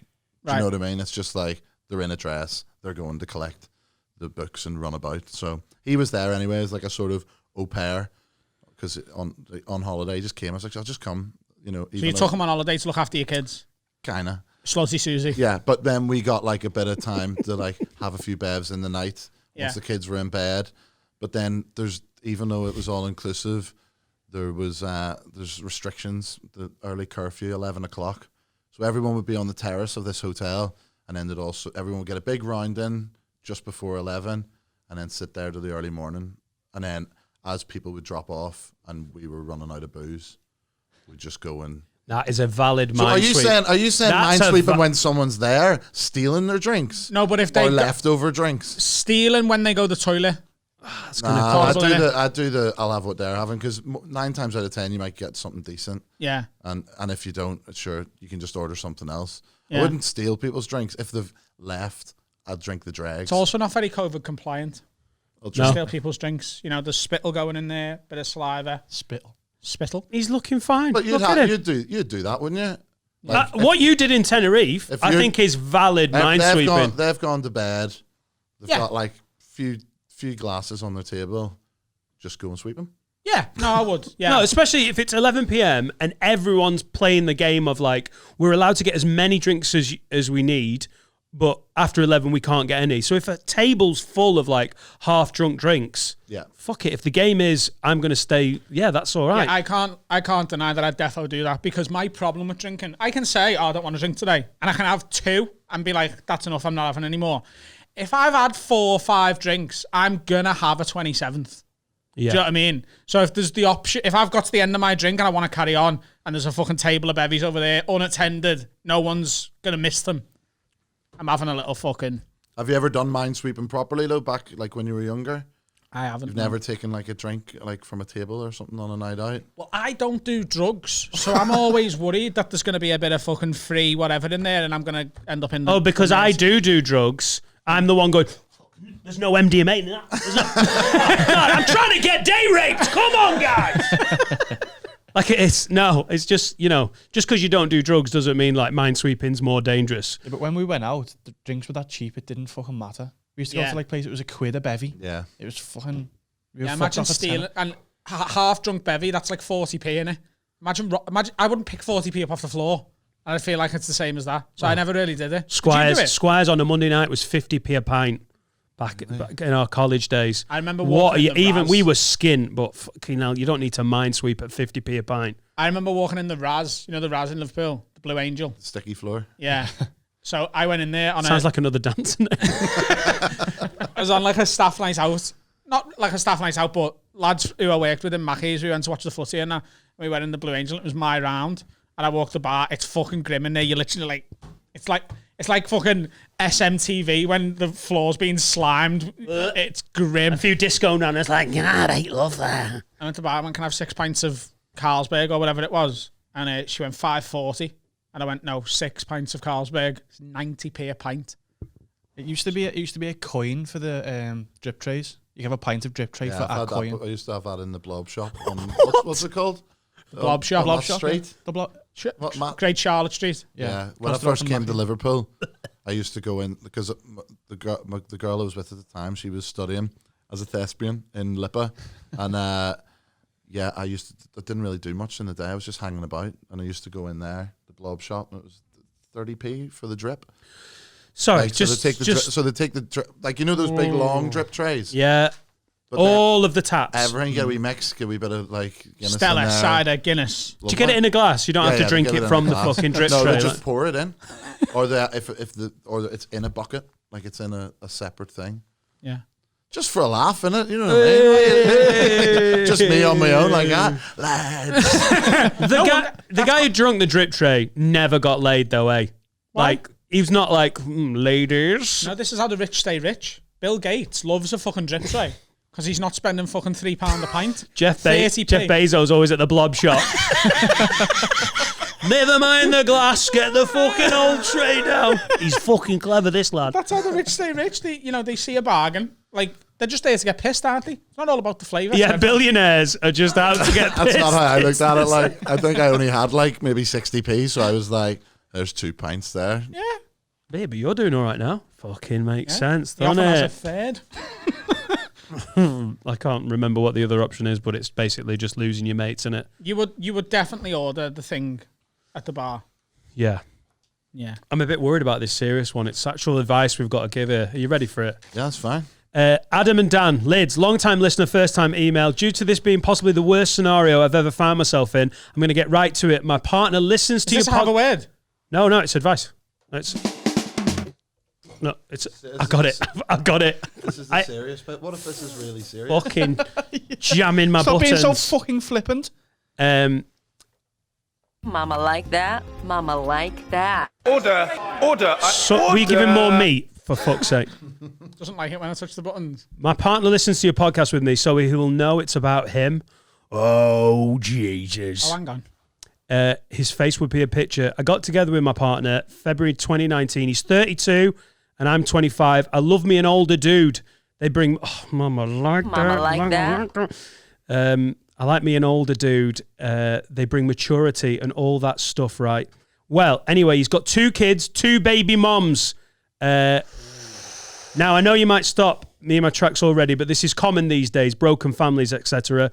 Open mind I gave it, being the non-judgmental person that I am. But to put it bluntly, the baby mamas are both fucking nightmares.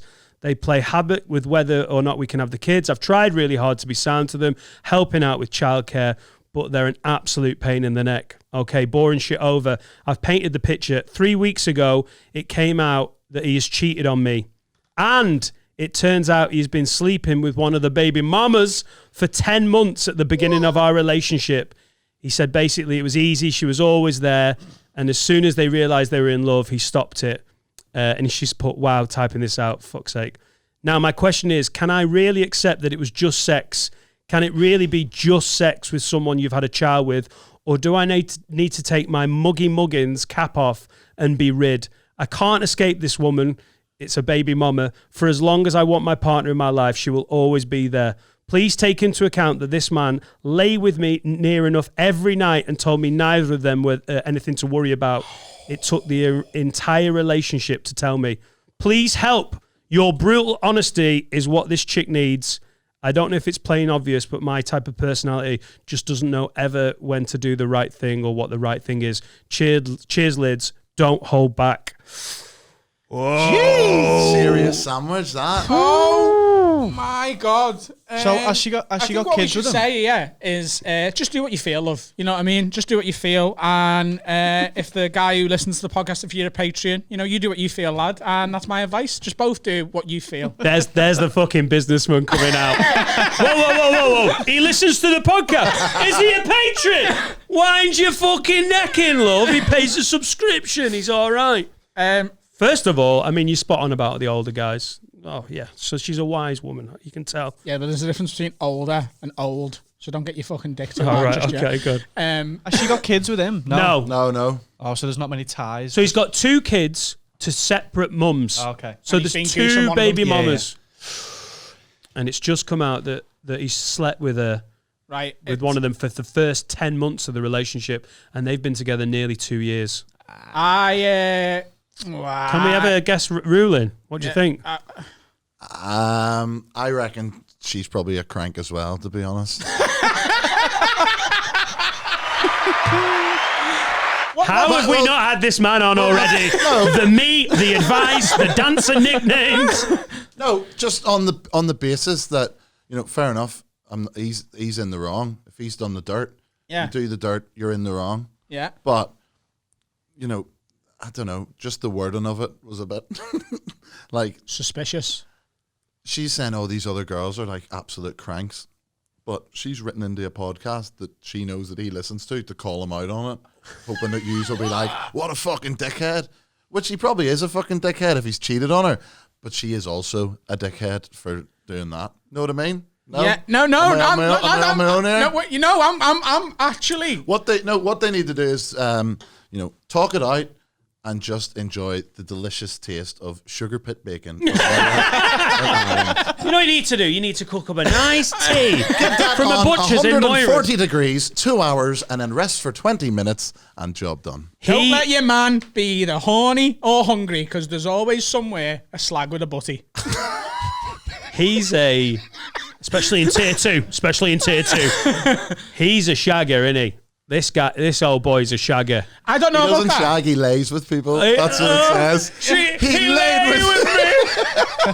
Do you lay with me, sir? She's a thespian. Dost thou lay with me? What sort of bedfellow are you, sir? He's a shagger, though, isn't he? I don't actually 2 think he baby is. mamas, 2 kids, fucking the baby Yeah, mama. but he could have only ever slept with 3 people, and that is possible. Yeah, that's coming across, innit? Nobody could He's only had sex 3 times. I've got to give him the benefit of the doubt here. No, you don't. Right? No, here's the thing. Here's my weigh in, okay? Okay, good. I'm almost there with Johnny, right? I think... Ooh! It's hard, this, because, he's a fan of the pod. I think... It's loaded. They're both fans, aren't they? It's weird. I think the fact that she's written in, she's doing it for 2 things. First of all, she wants us to tell him to fuck off, right? She wants... Because they've had murder about this, right? And he's been like, look, it happens sometimes, there's still feelings there from when you were together. You need to fucking calm. It stopped after 10 months. You need to lay somewhere. Gravity's a nightmare.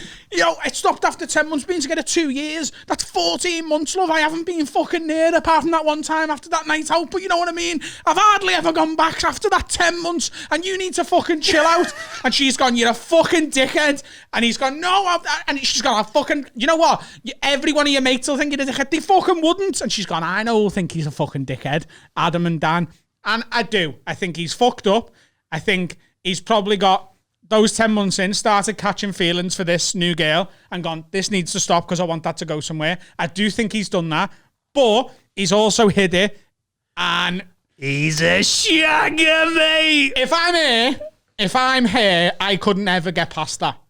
So I would be Homer Simpsoning into the bush and staying in there. T1000. I reckon you'll get a part 2 to that. I reckon if they both watch, he'll write back his version. Yeah. And I'll let you know because I've just called her a crank. If I get like a message request on Instagram or something going, you're fucking dick, like, why did you call me a crank? She's a crank then, and I'll let you know. Do you know what? I don't think she is. I think it's the tone of the pod. It's this kind of shit we talk about. And it's clever in a way. It's also putting all your shit out there online. It's not easy. But she's like obviously pissed off. But it is a sneaky, very 2020 way of getting in your partner's head, isn't it? Oh, you've done that. Who do you really like and respect? That podcast. Well, I'm going to fucking snitch to them, and they're going to say what they think. But I just like, I know he's a listener, but. When has he been banging her? Like, when is it going to stop as well? It's not like he go, I will never see her again. No, I know I banged her again, but, you know, like I pick up the kid from hers and he's playing Lego and I'm like, she's here. I might as well bang her again. Like, it's always going to be there, isn't it? She's never going to be able to know that he's going to pick that kid up and nothing's happened. Let me smell your dick. Do you know what I mean? Shit, like every time he's with that baby or with, like, I've got to go and pick him up. If he's like, if she lives 20 minutes away and he's 23 and a half minutes getting there and back, she's going to be like, what were you doing for that 3.5 minutes? We were just talking about, you know, the kid's schooling. Yeah, with your fucking dick out, you rat. Like, where were you? McDonald's. Oh, where you? I want to see a fucking McFlurry pot. Like it's going to be constant. My honest verdict on this is I think it's totally possible that he realised 10 months in he was being an absolute cunt, which he was, and that he stopped and that it'll never happen again. I think that's possible. I don't think it's necessarily very likely, but I think it's possible. Yeah, and I think it could happen. However, I think, you know, to paraphrase Beyonce from the song Telephone with Lady Gaga, trust is like a mirror, and once it's broke, you can still see the cracks in it, even if you glue it back together. How is it possible for you to surprise me at this point of our working relationship? Yeah, I think it's because he's such a calming influence, and he just can quote. I'm just trying to chill everyone out, okay? I think I'm lost. Like I've been doing episodes of Friends in my head. Johnny's like, she's a crank. Play a song. Lady Gaga Telephone. I was like, oh, I'm gone here. What's going on? Yeah, I think you'll get a response from the guy. I think it's unfair. There's no point in just like batting it about unless he gets to tell his side. Let's wait until we get both sides and then we'll fucking. Jonny Bongo knows how to develop content. This is a fucking great point. That's the way to do it. Then he comes back, then you get them in as guests. You know. Like and surprise guests. Can we bring... You got fucking curtains there, they pop out. We could be the new Jeremy Kyle. We need Dangerous Dave. Can we lend... Can we lend Dangerous Dave? You can, because Creepy Carl's not going to do the job, is he? Whoa. Nancy Dan and fucking Calm Adam. Cunning linguist, Carl. Yes, thank you, Adam. Not looking fannies. You're a cunning and you're good with words. We got it! Yeah. We got it, Adam. I'm both. Yeah, I think that's over, and whether you admit it now that it's over or in a year, it's done and it's not coming back. And sorry to both of yous, but it's time to move on. And lad, when you get me your next one, don't be banging your ex behind the back because it'll always fuck it up. Soz, that's my Adam's ruling. Another.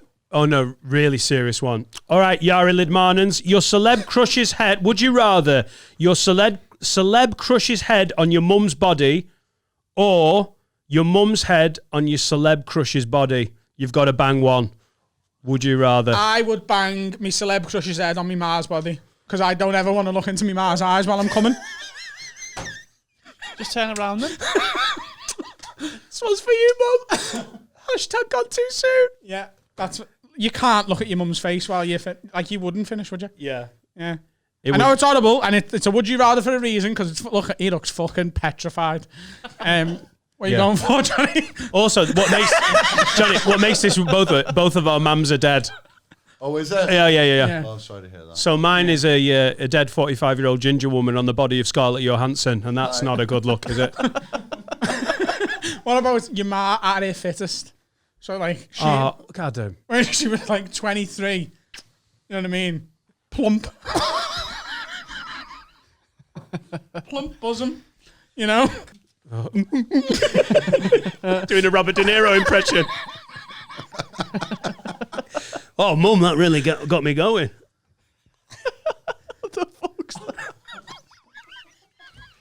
It's either my mum or Robert De Niro. I don't know. Would you shag Robert De Niro's head on your Mum's body. No.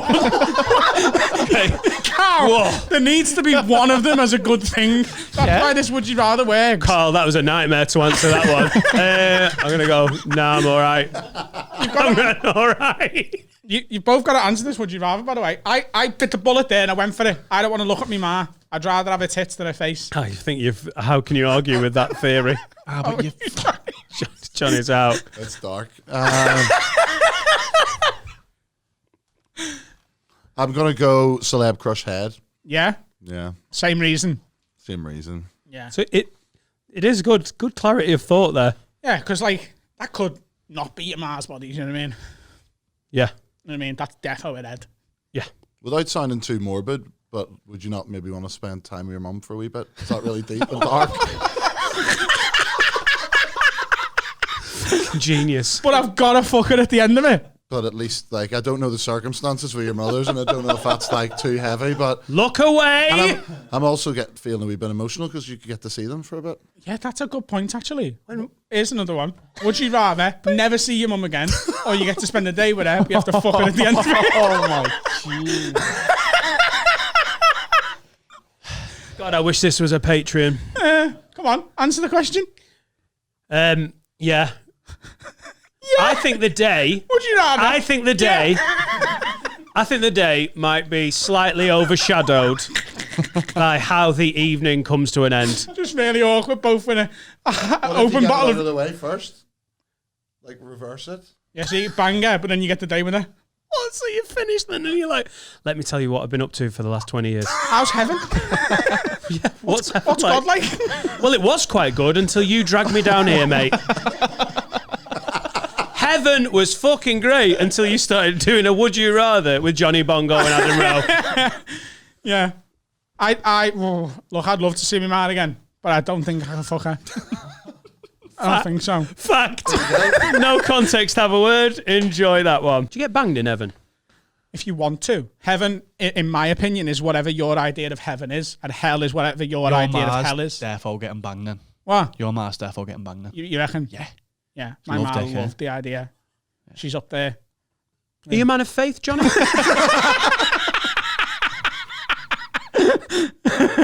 That's what I think, though. I think heaven is like purpose built for each person.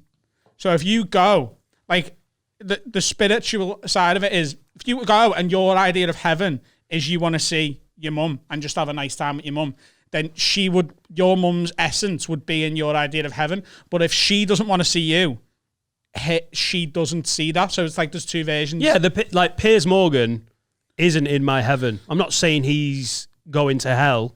It's not like he gets his heaven and I get mine without fucking Piers Morgan twatting about like a big fucking if your idea of heaven had Piers Morgan in, yours would have him in, but his wouldn't have yours in. Yeah. Do you know what I mean? Yeah. Because it's a personalised VAR. Yeah. And hell is just me on the phone trying to cancel me Sky. Just forever. Just listening to some guy who doesn't give a shit about my problems whatsoever. Oh, your internet's not working. Oh, I'll just put you on hold for an hour and a half. They definitely just go and have a little blast of FIFA for a bit. Johnny, what's your idea of hell? Is on the phone to Scott. Just that wee song that you were in there. What was that wee song? Someone shared a meme of it the other day, and it was like, me, I'll get an early night, my brain at 4 a.m. Mine's Downton Abbey on repeat. I fucking hate period dramas. Wow, what a nightmare hell that is. That literally you've just named. You've just basically described all pensioners' lives as hell. Exactly. They do live in hell though. Pensioners. It's not good, is it? I'm terrified of getting old. I think it looks terrifying because you're 28 and you've got a life to live, but by then you're like, I don't have anything to do. No, that's kind of what they want. They're in permanent lockdown. Do you know what I mean? They've been in lockdown for years. If you hadn't told old people there was a pandemic going on, they wouldn't fucking know about it. Do you know what I mean? The only reason they know that there's a pandemic coming on is that Jeff stopped coming round. Yeah. Because he was taken out by it. Yeah. What's your feelings of getting old, Johnny? How old are you? 34. It's weird how turning 30 gets in your head a little bit, doesn't it? Like 30, I really felt invincible all through my 20s. Yeah. And 30's a weird milestone when you're like, God, that sounds dead grown up. And then it just starts like you On notice. the second half as well. How old are you? 30? 39. Oh, you're 40 then, isn't it? Yeah, but 40 in March. So what's but, that? Has that gone quick for you there? 35 to 39? Yeah, 35 to 39 has gone quick because that's when I met my wife, had a baby. It's just a absolute shit show of love and sleep deprivation.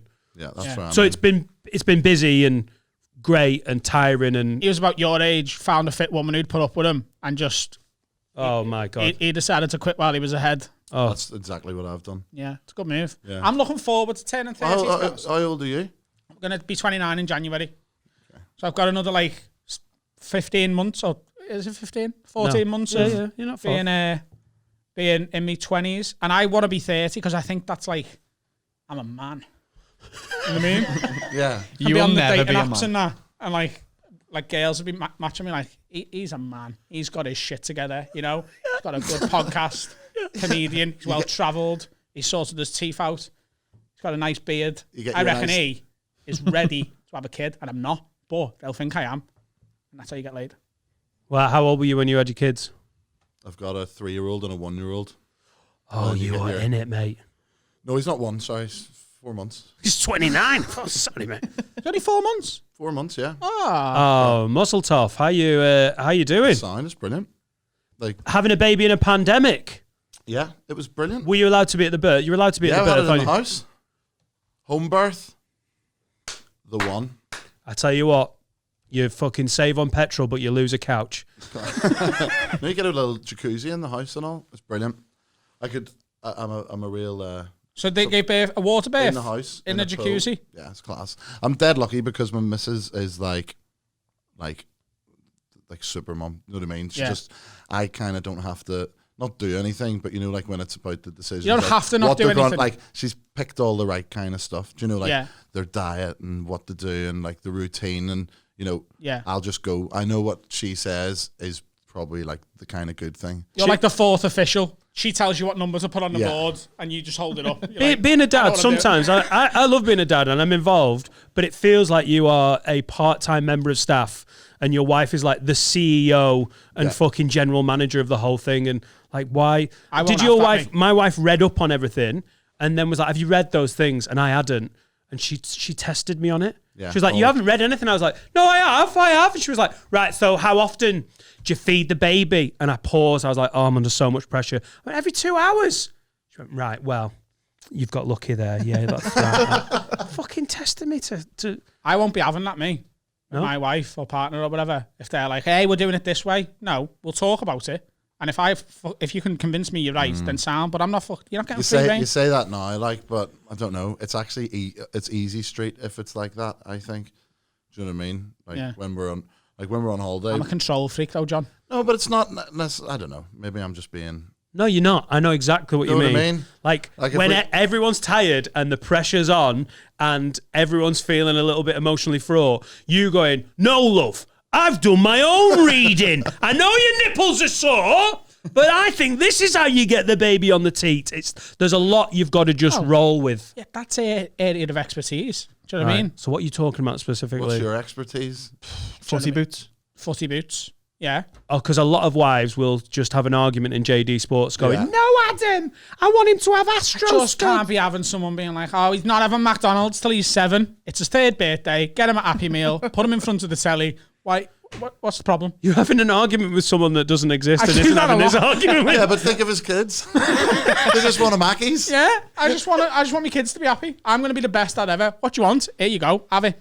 Just a fat, happy child. Yes. I've learned that because I was kind of like that just before even we went on holiday.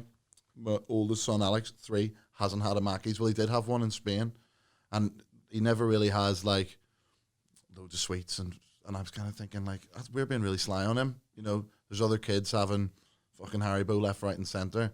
And then when we were away and the sort of rules got a bit more relaxed, I was fucking giving him Kinder eggs and everything. And my missus was like, "Yeah, go for it. You know, we're on holiday," and he was a fucking nightmare. That's the first time I've ever he's been a bit of a brat. I'm thinking, Should have just stuck the blueberries and bananas and stuff like that for him. Oh, because he's just like insulin spiked off his He's mind. just fucking went nuts. And now he's come back from the holiday, and I'm like, here's nice grapes. He's just like, where's the fucking good stuff? See, here's the thing. Daddy, I know you got the good shit. What's up in that fucking I know you got a top bit of drawer? plastic that gets all the good shit. Let's go to co-op. Where's the Kinders? Look, I get it. I understand that you fill a kid full of sugar. It's like putting a fucking battery in a Duracell bunny and off they go. I get it, okay? But I know that I'm going to settle in Liverpool. And I know that my kid, I'm probably settling in West Derby or nearby. And that means my kid will go to a school, either my school or a similar school, Cardinal Heenan Catholic High School. And I can't handle my kid being bullied. I just can't, right? I want my kid to be the normal kid who's got 3 or 4 good mates. I don't want him to be a bully. I just want him to be one of the normal kids, okay? Where does sweets come into this? Because if your kid in Cardinal Heenan Catholic High School pulls out some fucking blueberries at break time, they're getting fucking battered. That's all. I want him to just be like, I want a hot dog. I have a hot dog like everyone else is. Don't be the guy going, well, actually, they're really bad for your metabolism and you're blah, blah, blah. Tristan, you haven't finished your quinoa. Yeah, I can't I want my kids to be exactly who they want to be. But while they're in school, you just need to be a normal lad, play a bit of footy, you know, talk about be down the middle in school, don't you? Yeah. You don't want to be hard or the bully. You don't want to be a ming. You want to fly right to the but middle. you also don't want type 2 diabetes. That is something to keep an eye on as well. I want them to be normal. I don't want them to be Mr. Sweets turning up like, hey, these are all for me. I want them to be selling the sweets like I did. I want to pass on the family business. I sold sweets on the yard at school. My dad did as well. On you know, the yard. they'll be like me, like your And your granddad did. Yeah, Yeah. yeah, and then he'll pass it on to him. Yeah. This is true, actually. I don't know whether I've told you this before. There was a lad who sold. Did people sell on the yard in your school? Yeah, sherbets in it. Yes. Sherbet sticks. Yeah. So the big thing in our school was big Great bars. practice for And, cocaine dealing one day. A little bit of white. White pudding as well and black pudding. Hang on. Wait. Oh, Just yeah. meat products, isn't it? Clonakilty black pudding, mate. I'm only winding you up, mate. Thank Right, fuck for that. for that. I thought kids on the yard like trying a bit of fucking breakfast.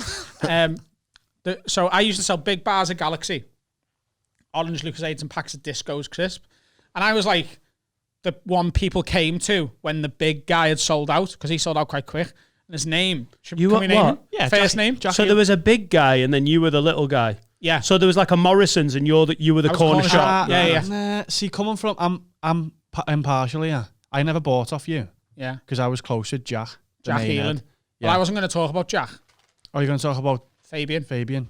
See, he was too fucking maverick for me, him. Well, but you know what I mean, Johnny, no? I've gone as well. I know you've gone, but I've Listen, gone as well. So there was a lad called Fabian. We're on memory lane. It's Right. called the Cindy Path. Go on. And he sold like 4 times as much as I did. So I made about 25 quid a day profit, 24 quid exactly. I used to spend 11 quid on the produce. I'd come home with 35 quid, 24 quid profit every single day of the week in school. Fabian would go home at like 100 quid a day, right? He was genuinely, there was rumours he was paying the rent on his ma's house and everything. The rumours. You're 11 now, Fabian. But this is the thing. Come right? on, I've got the lecky pill. This is the God's honest truth, right? So, you know, like how in school there's like sort of legends of the kids gone before. You hear about kids who aren't at the school anymore. This, I swear to God, this is true. So this was about, how long ago was this? About 7 years ago? Yeah. Right? I'm walking down my dad's close. I was living in my dad's at the time in Liverpool. And there was these 2 kids walking down my dad's street. And they'd been the B&M. And they had like loads of fucking cans of like Pepsi and bags of crisps and chocolate. Like a bag over each shoulder, both of them, right? And you just hear a little snippet of a conversation. And one of them said to the other, yeah, there's a legendary seller from Cardinal Heenan. His name was Fabian, and he bought a Ferrari in year 9. As the God's honest truth, and I remember texting him going, lad, you'll never believe it. So the legend of Fabian, who made 100 quid a day, paid his Mars, whatever, that's been passed on down the year. Because this is like 7 years ago, I was 21, so I'm 5 years out of school. Fabian was in our year. He lived around the corner from me growing up. And yeah, apparently. Well, Jack bought a motorbike and a watch in year 11. Imagine what that lie's doing now. Another, God knows how much, like another 8 years. Yeah, you know Tesla. You bought fucking Tesla in year 10, mate. Oh, is that a podcast? Or have we got more stuff? Should we have a word as it's the name of the podcast? Oh, we haven't done one of them yet, have we? Stop fucking pressing my buttons, you rat. Have a word with Dan and Dan. Tell us all the problems you have with your friends. This was wanna be the whole podcast. Now it's just the final 10%. Tune. Very professional. It's been a bit of a messy one, Johnny. Even by our standards, this has been a messy one. I've enjoyed it. And I think I'm going to lean into it a little bit more with this Have a Word. Are you prepared? Because there's been points where you've looked a little bit like, I came with meat. It's just hard sometimes to just keep up with what's going on. Says the man who runs a fucking disco bingo. I know, but I mean, there's a lot. It goes from topic to topic very quick. And I'm still, dealing with the whole fucking your mum's head thing. That's still... That even by our standards, that was like a little bit of an eye-opener. This is a Have a Word, so we're just trying to help out, Yeah. People got issues and... Again. Me and my mates were chatting the other night, and this sparked a debate and nearly a row between us. We were talking about shagging, and the lasses brought up how jizz tastes. And they all said it tastes gross. To which I said, well, I've never tried mine, so I don't know the issue. This was met with uproar from about 3/4 of both the lads and lasses, saying that I should try my own nut so I would know. No. Only one of my mates was on my side about how fucking gross that is, trying your own jizz. Imagine there's some cunt out there trying to perfect his own recipe. Lads, have a word with my mates and how gross this is. Cheers, Anonymous. What you reckon? It's gross, but I think most people are lying if they've never had a wee taste. What? I fucking love Jonny Bongo. It's not fucking breast milk, Johnny. No. I'm not talking about like a pint. You know what I mean? I'm talking about. Oh, you fucking chaining that out for? I'm just talking about a little, like you see, like just a wee. How are you ingesting it? It's just. I don't even think it's an ingesting thing. Johnny, a little bit like. What's it on? Is it on the wall? Just on a gum. It's on your hand or something, isn't it? Mad. What? Never. Have a word with me then. And no, Johnny, I think. Have you tried it? No, I'm not leaving him. I am not leaving him to hang like that. Because in my head, I was like, I have in my life gone. Yeah. That's all I'm saying. Yeah, I was gonna go. It's fucking gross. But as I can't leave Johnny, who's just done the honourable have a word thing of going fuck balls out. We're talking about mum's heads and on Scarlett Johansson. But yeah, I'm just talking about a taste, not a shot. Yeah, not even ingesting it. Not a sharing platter. Just like I don't know, you do with a little bit of mustard or something. Do you know what I mean? Oh, is that mustard too hot? Yes. Let me just have a look at this meat. Right, here's the thing. I can't bear the thought of that. I just think you're lying if you say you've never done that. No, well, I'm look, right. If you'd listened to every episode of this, you would know by that there's no reason for me to lie because of the things I've admitted to on this podcast. So I'm not lying. I've never tasted it. It disgusts me, the idea of it. And once I got kicked out of a girl's house because I'd finished inside her. And then she asked me to go down there. And I was like, absolutely not. You're full of my nut. And she was like, what the fuck? So you can't get on board with this. It's your thing. Like, because she sucked me off at the start of the banging. And then she was like, I haven't finished yet. So, yeah. And I was like, I'll fucking get it on my hand. I've got magic fingers. But I'm not fucking tongue punching your box. Right. While it's full of my goo. Well, I think that should be on your headstone. Just, it is. I've done that with I've had a girl go on then. There was a girl in Newcastle who was about 21, and she was from Brighton, and I remember she was like really like she talked like that, and then I just in her mouth, and she was like, do you want to taste it? And you're like, no. Oh, I've had that before. That's not how this works. I've finished in the girl's mouth and she went to kiss me and I was like, hey! Oh. What? As long as it's not there anymore. No. It was there. It was all over their face. Like she just, like, you know when a kid's had chocolate that it shouldn't have had? So graphic. Yeah. You know when a kid's just like, bleh. Yeah, no, like I mean, that. if it's She's gone. like, come here. Absolutely not. You can kiss it if it's gone, though. You're not that after a couple of minutes. If she swallowed it, yeah. What's the big issue, though? It's just not. I'm homophobic. I think it's weird. It's not homophobic. It's I yours. don't want cum in me. That's No, but how who can- cares? Do you know what I mean? At least, like, you've got a bit of madness to you. Do you know what I mean? Like, I reckon a girl would like that more. You know, kiss me. And you might be thinking in your head, oh, fuck, no, I don't want to do that. But then if you just go, yeah, fucking right, then they'll be like, whoa, he's mad. I would Does that rather. make any sense? I really want to drink with this guy. This guy. I would really rather- Just fucking do it. What are you fucking drinking though? Yeah, I can't. I'd rather like just take the bins out, get around that way. Do you know what I mean? I'll do the bins every week, but keep my cum to yourself. Is that the trade-off? I feel like that's a big one. Your imaginings of how like married life is gonna go. Like, listen, he's not having a McDonald's, and if I'm jizzing, I'm fucking. You're doing the bins. Like, Yeah, like I'll do more chores so that I don't have to taste my own cum. I just think it means you're a bit of a stickler, really, in the bedroom. No, I'm quite adventurous, to be honest with you. I like, slapping each other about and that, but I just don't want to taste my own produce. Don't mind throwing a donkey punch in if she's asked nicely.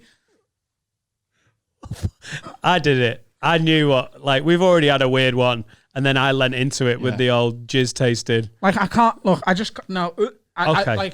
No. I know. No. But yeah, I'll do the dishes. I'll take the bins out. That's not the trade-off. I'll What do kind all- of pornography I'll are do you the watching? shopping and I'll put it away. Would you pick your nose and eat it? Yeah, all the What's time. the problem then? It's just more of yourself, isn't it? It's No. just yourself. No, because this isn't a dick. Famously. Would you drink a pint of piss No, not again. just for a pint Audible. to be mad? Have you drank piss? Yeah, if it's piss, yeah. Just a taste. Do you know what I'm saying? When is- Bongo's Bingo goes really weird. as well, doesn't Those it? late night ones in Dubai. No, I can't recall a time, but I'm sure I've tried a little bit of piss at some point. You sure? Yeah, I'm putting it into the argument about. I just don't think you should worry about a bit of your own jizz. Someone else's jizz, maybe that's a bit of an issue. That would be a bit more off-putting. But It's organic, homegrown. Would you have piss as well? No. No. It's just going back in though where it came out of, innit? it I doesn't suppose. matter. It's just a bit of a laugh, isn't it? Just do it. Come on. Jizz. I think that this question was about having a word with someone that like just was saying like you shouldn't taste it, whereas now I'm really like saying no, you have to do it. Everyone needs to do it. That goes really well with that fucking bacon rib. Yeah, all I was saying is I think most people have done it. I think in a group of mates, if everyone's like, "Oh, well, you've not tasted it," you're allowed to be like, "No, you're not meant to." But like that reaction is like the full on like. No, I just can't. It's just not for me. Just give it a go, and then next time on the pod, tell us. You give it a go. No, Part two of like the cheating partner. We'll find out, and then we'll see what I don't think there's going to be a part homework. two. Adam's. I think we're going to noticeably see one listener drop off. Have you got any other butchers you'd like to promote before you go? No, I just thought we could all have a game of soggy biscuit or whatever that was called. Was that a real thing? Got some mini cheddars. Soggy brisket. Soggy biscuit. Oh, it is. That's it. That's it. You've done it. No, thank you. You're not even getting a Kobe for that. Where can everyone find you? Well, at the moment we're not really doing anything. So Social media wise, so that they can see announcements. just everything on Bongo's Bingo, Bongo's Facebook Bingo. and the old Instagram. Yeah. Hopefully we're back. We've listed shows we've put about 200 or 300 shows on sale for the summer. Yeah. All over the UK. About 200 or 300. Starting in June. Yeah. So Where's June? When's Liverpool kicking June, it back off? everywhere? Just all our cities. So we do 30 to 45 maybe in the UK. We're definitely So, going to one of them. As a team. I would like to go to one of the very first have ones. you never been? I've never been. I've believe literally seen some of the dog shit fucking rip-offs that have tried to do their cheap, shitty version of it, like Barry's Bingy Bungo. You're like, oh, fuck off. Yeah, there's a few rip-offs coming, isn't there? And we're starting to get a bit of that ourselves, aren't we? No We comments. didn't talk about Camp and Fairness, and that was juicy. Oh yeah, You have to that's come a back. big long story. You'll You have can to have come me back and back do it, for yeah. the Camp and Furnace lawsuit scoop. Got in a big lawsuit with the venue that we did in Liverpool. Over who owned They Bongo's tried to Bingo. say that they owned and invented and created Bongo's Bingo. It was good. Is there an abridged version? Because I'd love to. I feel like it's so juicy. I love slagging off. I love the legal dispute. No, it's a big one. Like, All right, it's okay. It's 4 chapters. It's good. Right. Good I have goss. to get Jonny Bongo Mark 2 on. We'll get you on. when we Come know. back, I'll bring some lamb or something. And that's how you get booked. Yeah, we'll get you back before the Bongo's Bingo launches in the summer. June. And I you want to. do genuinely come. We will do. And Oh, Jane, they'll be never been? They'll be in I Dubai. haven't. That's fucking mad. Like They'll be every coming in time I've Dubai. gone to go, so like we were talking about this not so long ago. I'm 10 years into comedy and I've missed so many social occasions because if I get offered a gig, I just take it. I'm so career focused. Because of how this podcast's doing, the next couple of years of my life are going to be a scale back from that. And if I want to start going to stuff, my ex-missus who doesn't drink and barely had a social life has been twice. And she's like, you need to go. I was like, I know I need to go, but I don't get any fucking nights off. It would be great to do one of the first ones back for you guys. That would be amazing. With There's all every that. chance we'll see you in Dubai if that happens I really hope next it week. does. Yeah, me too. We can do brunch. Yes. The brunch that starts at 10 a.m. and never fucking just ends. Brunch, isn't it? And just mind sweep the whole lot. Minesweep. Loads of air hostesses all running around. Lovely. Me and I'll Brennan be Rees- in Cheshire. Me and Brennan Rees nearly went With to a my brunch child. when we went to Dubai to do those shows, and all the shows are on the weekends. The Fridays, it's Thursday and Friday over there, isn't it? Friday, innit? And we said to the promoter, "We're going to do a brunch tomorrow," and she was like, "You fucking not." We're like, "We'll behave." She was like, "You're not doing a brunch. You will not be able to do the gig." So we didn't fucking do So it. if you've never heard of these brunches in the Middle East, like when I've done army gigs or Navy gigs out there, it's like Friday, it's all you can drink from like 11 till 3. It's only like 4 hours over there, and they all go off the ship or off the boat and get there, and the amount of people that are arrested and fucking nearly hospitalized, but it all happens at 3:15 in the afternoon chaos. because they've just smashed it for 4 hours. I just think it's absolutely hilarious the state of the world's in that me and Carl are considering going to an Islamic country just so we can have a pint. Oh, please sign up at patreon.com/haveaweirdpod. You get loads of extra content. You get an extra episode every week.